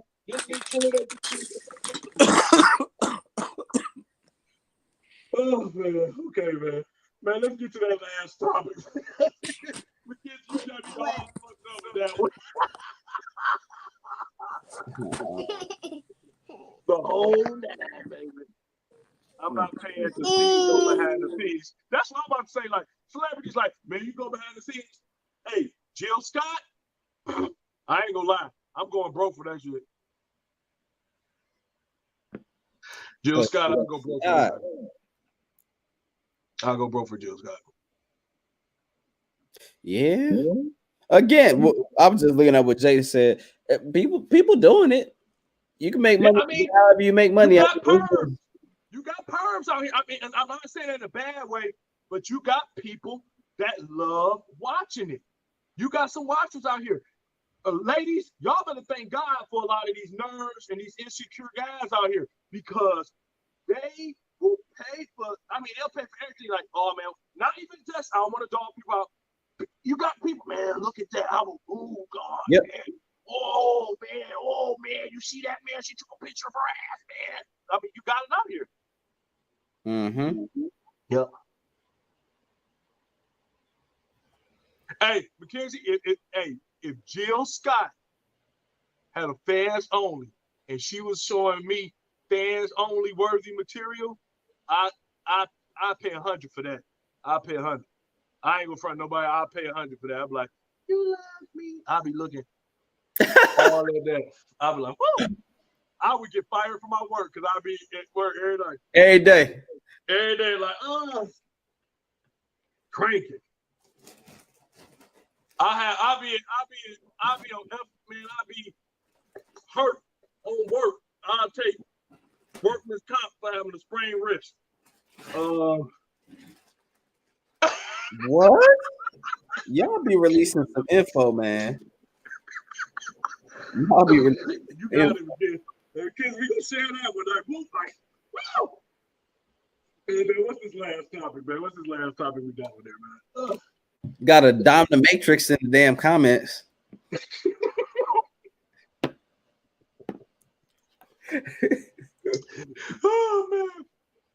Oh man. Nerds and Ish ain't the only ones paying. Y'all know I used to be at man. Oh my goodness. But hey, I said that. I said that too. I said they ain't the only ones you got. You be surprised. Like I said, you don't know everybody's fixations and fantasies and what they do, with however they go, man. So hey, don't knock, can't knock the hustle. Do what you gotta do, man. Yep. Get it how you get it. Okay. Last one we got is police culture versus gang culture. Is there really a difference? Now, this one is probably going to be a little bit. This is a tough one, and I know it's going to ruffle a couple of feathers because I have a lot of people, a lot of good close friends that are police as well. This one of the topics I've been waiting for too. And I'm glad we kind of put this to be last. I'm glad you got this last, so that's good.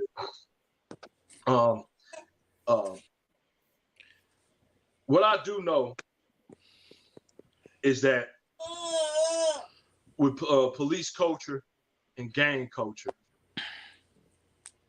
it's a lot of really direct similarities. It really is. There's a lot of similarities to both of them.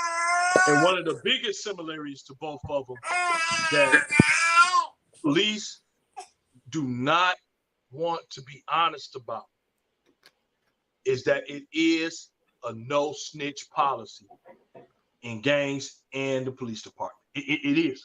It absolutely is.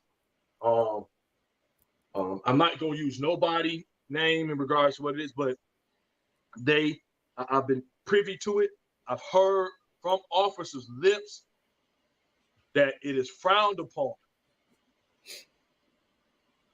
Nobody wants to be that person to be like, I turned in the cop. Y'all remember, what's his name? Gary Brown from Detroit was a whistleblower during the Kwame situation when he first had it, when he snitched out. He dropped dime on him. And he ended up, after all of that, coming to being he was a council member. I believe Gary Brown still is on the Detroit. I got double check, but became a council member off of that because it made him look like he was an honest Joe. But I'm a firm believer that until, and this almost saying, I'm gonna hear what y'all want to say about it. Until the quote unquote good cops that we always talk about, the good cops, step up and turn in dirty scumbag cops, there is no room to be hypocritical. Because until they start doing that,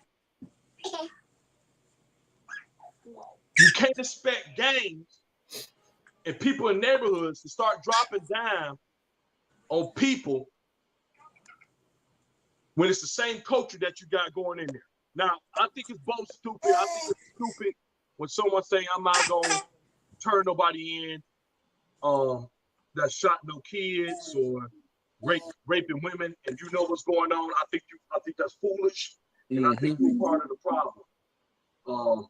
But I think it's on both sides. I think that both sides have to get to the point where they stop letting the dirty ones or the scumbags, whether it be in the neighborhoods or with the police department, almost like they run them. You know, if I'm making sense, like they running everything that's going on. Like we can do all this dirt, but hey, you know the code, don't you tell. Hey, you know what's up this, don't you tell. And that's my major problem with it. But a lot of y'all, how many cops have we recently seen get fired because they called out something wrong? Yeah, and look, it's a cop buddy of mine that works downtown and everything, and so we actually had the conversation. He was a white guy, and he was saying, there was a lot of people of color that don't want to be police officers or look, frown upon and all that. And I said, well, let me tell you something. If you got 5 good officers in the department, right? 5 great officers, when still a penny off the street. You got 5 other officers that are horrible, right? If those officers don't hold those other officers accountable or turn them in, I see 10 bad officers. So, like, how you expect me to trust you if you're not going to hold your partner accountable? I know when the George Floyd incident happened a while ago, a lady came out with her story saying that she stopped one of her fellow officers from choking a guy to death, and they fired her and didn't give her a pension a month before retirement.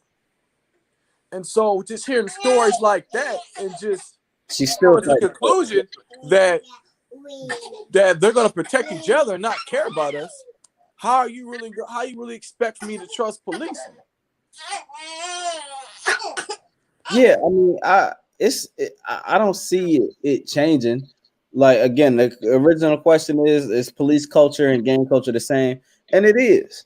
But I feel like with any group that you have, like whether it's a football team or a basketball team, whatever it is, there's a certain loyalty that's gonna be there. You know what I'm saying?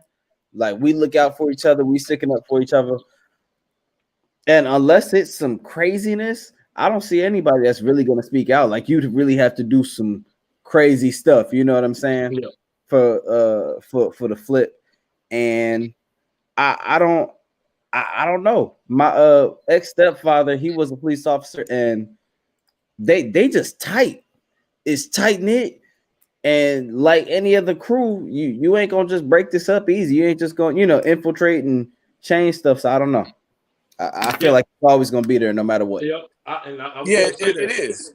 It's gonna be like that because I told people, I said the biggest game in this country Police. resides in New York City, and that's the NYPD.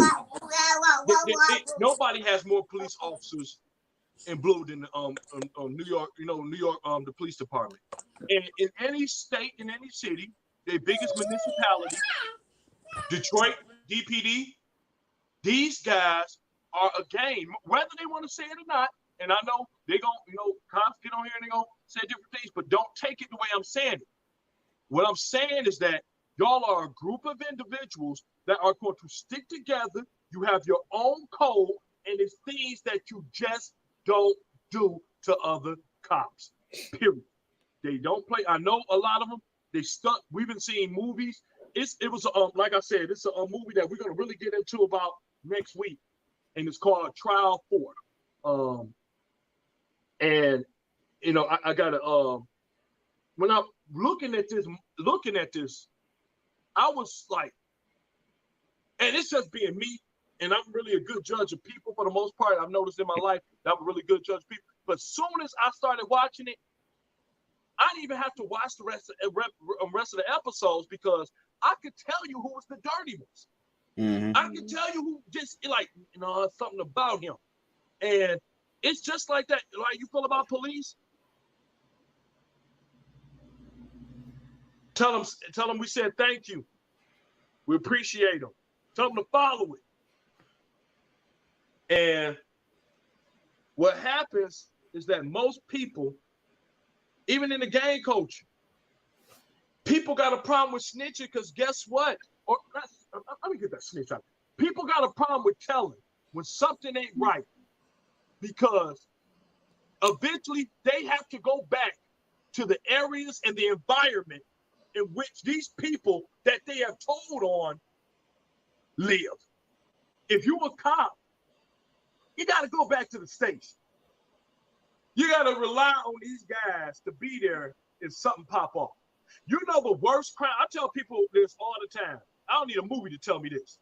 If you're a criminal out here and you shoot a cop, man, and they kill him, it's a wrap for you. I'm just being honest with you. And it's just one of those where they take it like, nope, everybody got it down. Almost like a biker club. No one person died. They getting out everything they can to do it. And, God forbid they don't get the wrong person. But it ain't going to be no, we bringing them in. Better hope you get the one that want to bring you in because they're going to kill them. Uh-huh. I mean, it's just going to be 30 shots, 60 shots too. You don't know who got you. They're going to say, hey, and everybody's story going to be the same. Well, I'm going to tell you what I love about training day. It's a senior training day where they had that big time white boy who's the a drug dealer. They went in his house because they wanted to get his money.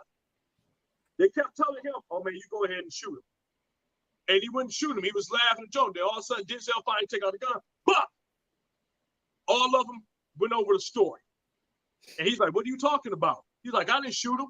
He's like, "Man, I got 6 decorated officers in here that said you the one that did the shot." And that's what they rely on. He's like, "Man, we got 6 decorated. Come on now, 21 Bridges. That's another one. What's going on, bro?" But that was a dope movie, and I'm glad it ended that way that it did too. Yeah, it's crazy because you look at stuff like that and you see it, but trial 4, watch that, and y'all, it would just make you say, "Wow," because it lets you know the level of corruptness, and not only the corruptness, but the lack of accountability. And this is why I tell people all the time, people have a problem with police. They're like, "How are you?" I'm gonna say just one part. There's 2 detectives in there. One named Detective Walter Robinson and one named Detective Kenneth Asera. Both of these dirty bastards got found out, and you had tax evasion. They were stealing money, forging evidence. They all these crap all together for over 47 cases. That means they had people locked up for years off of the fools that they did. They got a federal deal where they did 3 fucking years of prison and 3 years of probation. This is where I got a problem when it comes to police officers. If it's just like if it's a priest is entrusted, quote unquote, with your spiritual well-being and your trust. So when I see that a priest is raping boys or raping nuns, anything you want to say, you should be to the ultimate extent of the law. It's the ultimate betrayal. If you a cop and it's your job to carry out the law and you breaking the shit knowingly, they should have a special spot. Your ass should be in the basement of a fucking prison. That's how I feel about that. How you gonna be a fucking cop talking about, "Man, I'm here serving and protecting," and your ass doing the same dirty shit as the motherfuckers you trying to supposedly serve and protect? Get the fuck out of here. Your ass deserve to be buried underneath the jail. You worse. Just like a parent killing a kid, your ass should be under the fucking jail. There should be a special thing in there where I know a lot of people ain't a component of the death penalty. Yeah, I understand. But there should be some special stipulations where you can bring this shit apart for some motherfuckers when it's beyond a shadow of a doubt. Like, man, no, this motherfucker, like that woman that killed her kids, had them in a freezer in her house all this time. This bitch should not be serving the rest of her life in jail. She should have been executed. You gotta go. Yep. You should be executed. But like I said, I don't know which I agree with y'all on that what to say about the rest of the police, but I just gang code, like I said, the same thing. Same thing I would say about somebody in your neighborhood. You letting 5 guys run your neighborhood and you scared to death of them, and them guys ain't gonna snitch out. Give talk. Why you ain't gonna tell? It ain't gonna never change.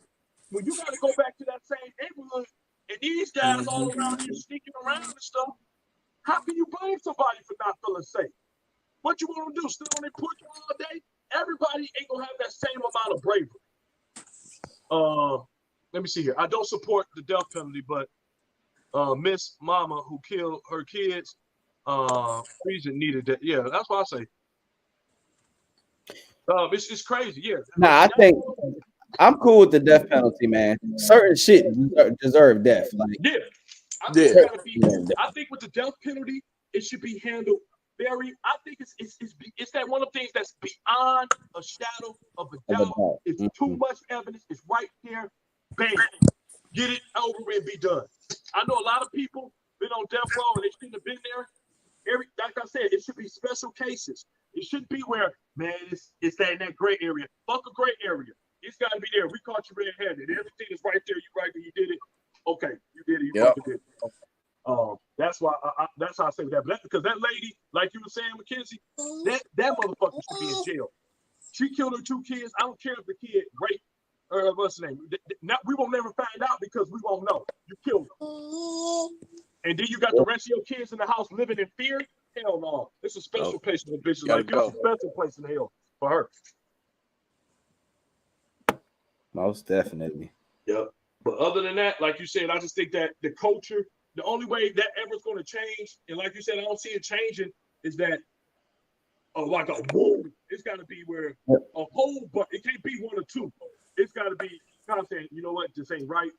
We need to change. It's got to come from the top down. But you know what though, I think with the gang culture and the policemen, they do have their similarities, but at the same time with their accountability and as far as like holding them accountable, you got too many different standards. Like a whole neighborhood can hold a gang community accountable and they can either stop or they go to prison. How can us as citizens or how can us as a community hold police accountable when they're able to get away with these things? Not for sure. And the law's on their side. That's what I was saying. It's got to be from a top down. Yeah. It's got to come down and like, yo, this is what it is. And it has to be followed through. At that point, if it's really like, oh shit, they serious. They serious. Now that's when everything changes. It's simple to do. Yep. It's just, will it be done or not? Yeah, but I think y'all said with that thin blue line with that code, it's never gonna be gonna be an even accountability. And I saw somebody, you never hear anybody say, you know, fuck the firefighters. The firefighters don't go ahead and, you know, they're not out here doing things like that. So yeah. It's a whole different level of accountability, and people in the neighborhood has the right to be scared, and that's why gangs are started, because of how can you live safely if somebody can go ahead and do something to you and nothing can happen to them, or they can be held against to the same laws and standards that a regular citizen should. If anything, they should be held to a higher standard. No, I agree with everything you're saying. I feel like okay, I got a group of friends, right? Yeah. And everybody take care of their kids. Mm-hmm. Ain't no babies. We have one that was trying to, you know, do that. None of us own that, man. If that's what you want, you gotta go. It came from the top down. He didn't want to be a dad for, all right, you gone. If you set a precedent and everybody follow through, starting from the top down, you correct everything, man. Yeah. And like you said, like, it's a trickle effect. And I put the one. This is what I can say in regards to death penalty, because we could go back and forth about this all day. And I like to say I agree to disagree with a lot of stuff people say, because sometimes you ain't gonna change people's minds on things. And my goal ain't to change your mind. It's just to let you know my feelings on things, and not your feelings as well, and say, hey, cool beans. My opinion about death penalty. And this is why I said that I probably won't ever be a mayor, a president, or a governor. Because my standard on things sometimes comes to a point of, I ain't gonna lie to you, I'll probably be a dictator. And the reason why I say I'll be a dictator is because multiple choice confuses people. You let people, if you give people too many choices, they'll be confused. They'll run amok. They'll go crazy. And it's evident in this country. What happens is that, see, I would say I'm an eye for an eye person. You rape somebody, I think you should get fucked in your ass constantly for like 20 to 5 fucking years. I think you should get the penalty, whatever it was. If you do it, cut his dick off. You want to rape women? Cut his fucking dick off. I'm sending a message. You want to send messages to people. If you want to be, you want to steal people's livelihoods and things of that nature, cut his fucking hands off. Don't you fucking steal again. You know, I'm just on that thing. You didn't murder many people. Take them out to the middle of the fucking city square and blow his fucking head off in front of people live on fucking TV. Listen, I hate to be Randy Kid. I steal $1 out your wallet. All right, Man. Bro, I'm just saying, bro. I think that people, I just think that everybody always want to have, oh, we have to be this lenient. And let me tell you something. When a motherfucker is killing and doing the shit that they do, kill this motherfucker. He's caught. Kill this motherfucker. What are we debating about? What is he gonna learn from $70 worth of my fucking tax money in prison for the rest of his fucking life? Kill this motherfucker. What are we wasting time for? What are we bullshitting? He ain't gonna learn none if you kill him. Hey, get out the fucking way. I don't want slavery from me. Kill this motherfucker. Get him out of here. I don't want him to reproduce. See, that's why I said I'll be a dictator. Because I don't want people fucking. See, people, this is why I tell people. That's why I laugh at anybody that say, yeah, man, I'm a dope boy, but I ain't that type of dope boy. What the fuck?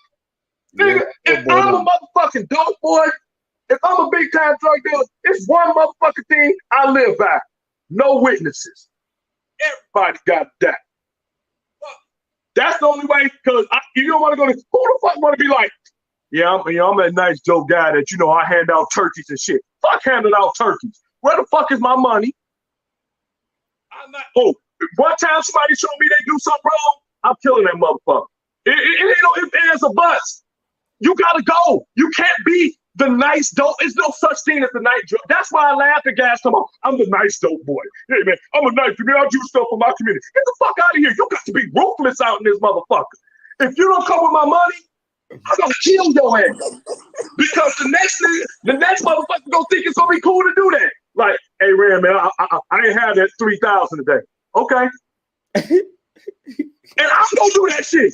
Because I want my people to be afraid of me. I'm like, look, this was gonna happen. That's why I said, if you got somebody, a long time ago, I'm gonna put it to you.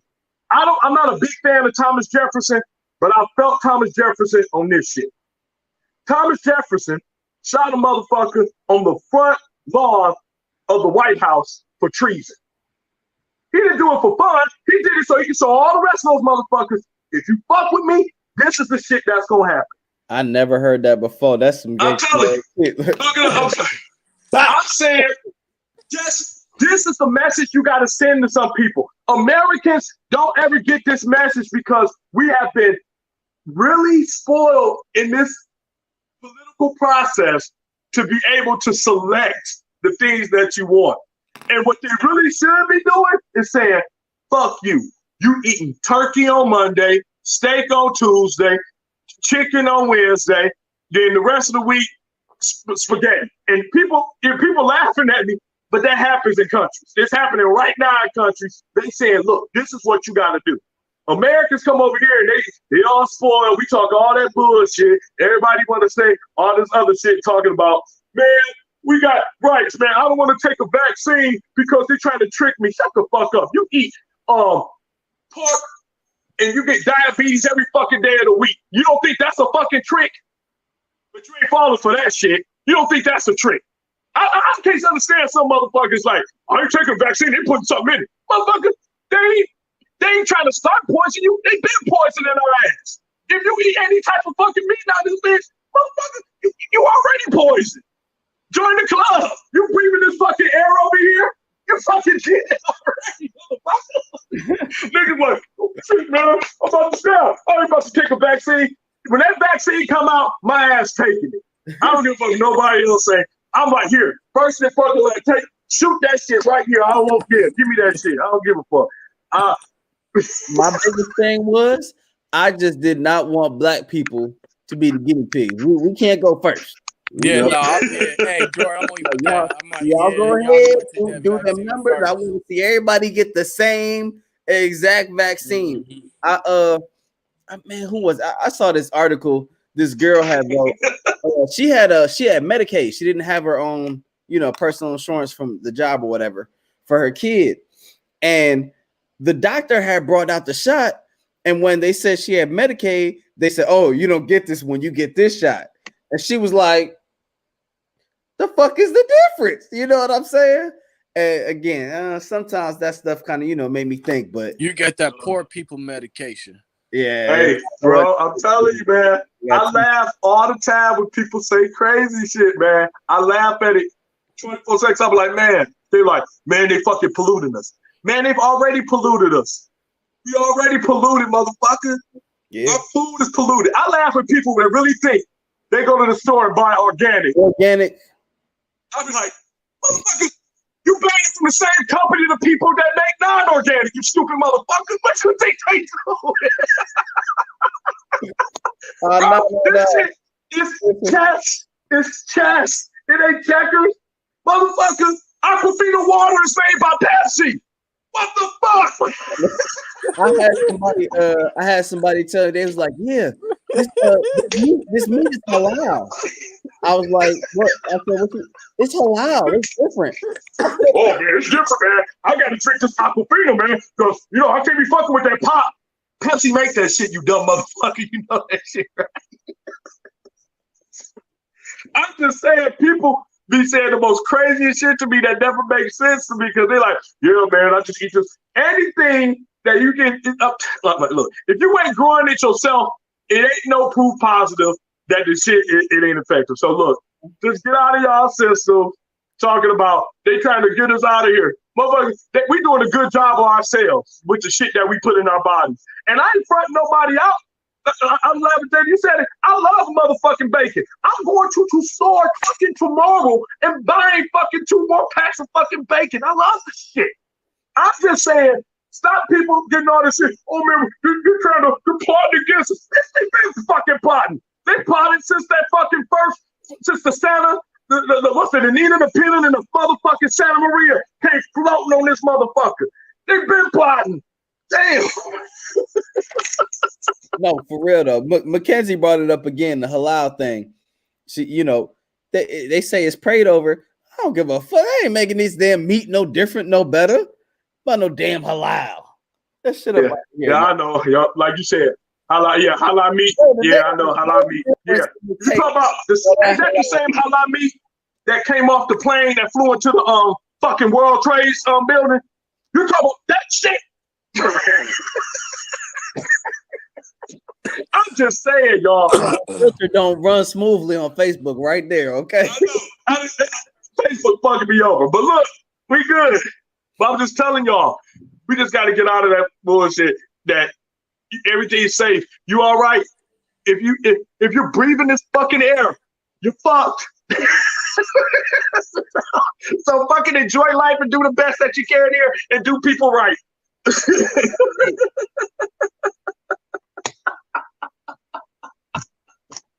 This is all I'm telling y'all. So let's be really sensible about some of the things. And the only thing that you can do is just do everything that you can to be right. Yeah, that's all I'm saying. It's no one that come in this bad boy, no one that's ever been here, is that no matter what you are, and I see what you're saying, Mackenzie. I hear what you're saying. Hell no. But all I'm saying, no. I definitely don't think it's too far. What I think is that we have to stop thinking that we got 3 cups of poison on the table. And just because it's in different colored cups don't mean that they all ain't gonna do the same shit to us. That's what I'm saying. We have to stop with this that's a stupid way of thinking. Like, that's why I hate when people say pick your poison. We say it, we're so used to saying silly shit like that we ain't really getting all of it yet. Pick your poison. We see that when we in this election period. Well, pick your poison. We have to get to a point that if you don't like the shit, don't do it. What in the hell is Jada talking about? Most of the healthy stuff and the healthy diets, quote unquote, are killing you. But you see, y'all preaching to the choir. Y'all saying everything I just said. Yeah. Y'all just trying to say it in a more elegant way. And that's why I'm better. That's why I'm better at saying this shit. Because I say this shit right off the cuff. I don't say it with no elegance. I pull it out like a fucking 15-inch strap on. It's gonna hurt. I'm telling you exactly what it is. We have got to stop trying to say that one thing is talking, better dog. than the other. If Just you're in this fucking country, if you're in this fucking country, I hate your analogies, dog. man, Like, it's just because people want to be like, I hate. Look, okay, this it, and I know we over time, and this my last thing that I'm gonna fucking say, and I'm gonna let my great hosts that I'm so happy again that y'all all right, and that y'all safe, and that y'all good, that your ladies is all right, that your kids is all right. God bless you, and I'm glad that everything is good. My last thing that I'm gonna say, and this is it.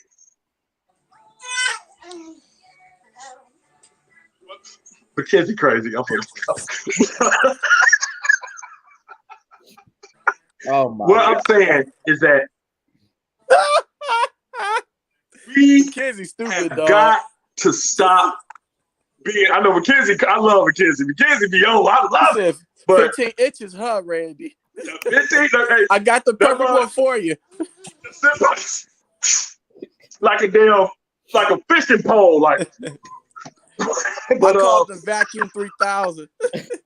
But my biggest problem is, well, not problem, but I'll say this, and then I'm done on this real talk. In the election, Democrats, for some odd reason, thought they won. The Democrats, they won the presidency, yep. But they totally got fucked everywhere else. They lost seats in the House. They didn't gain the Senate. And even their own Democrats within there said one thing that just stood out to me. They said, if we celebrate this, like some kind of stupendous occasion, we're going to be fucked when it comes to 2022. And what they were saying is that people said, we don't want Trump anymore, but we don't trust you motherfuckers either. That's all they said. So the West Coast and the East Coast, y'all already know, it's majority Democrat. The coast are majority of Democrats, or however people want to say it.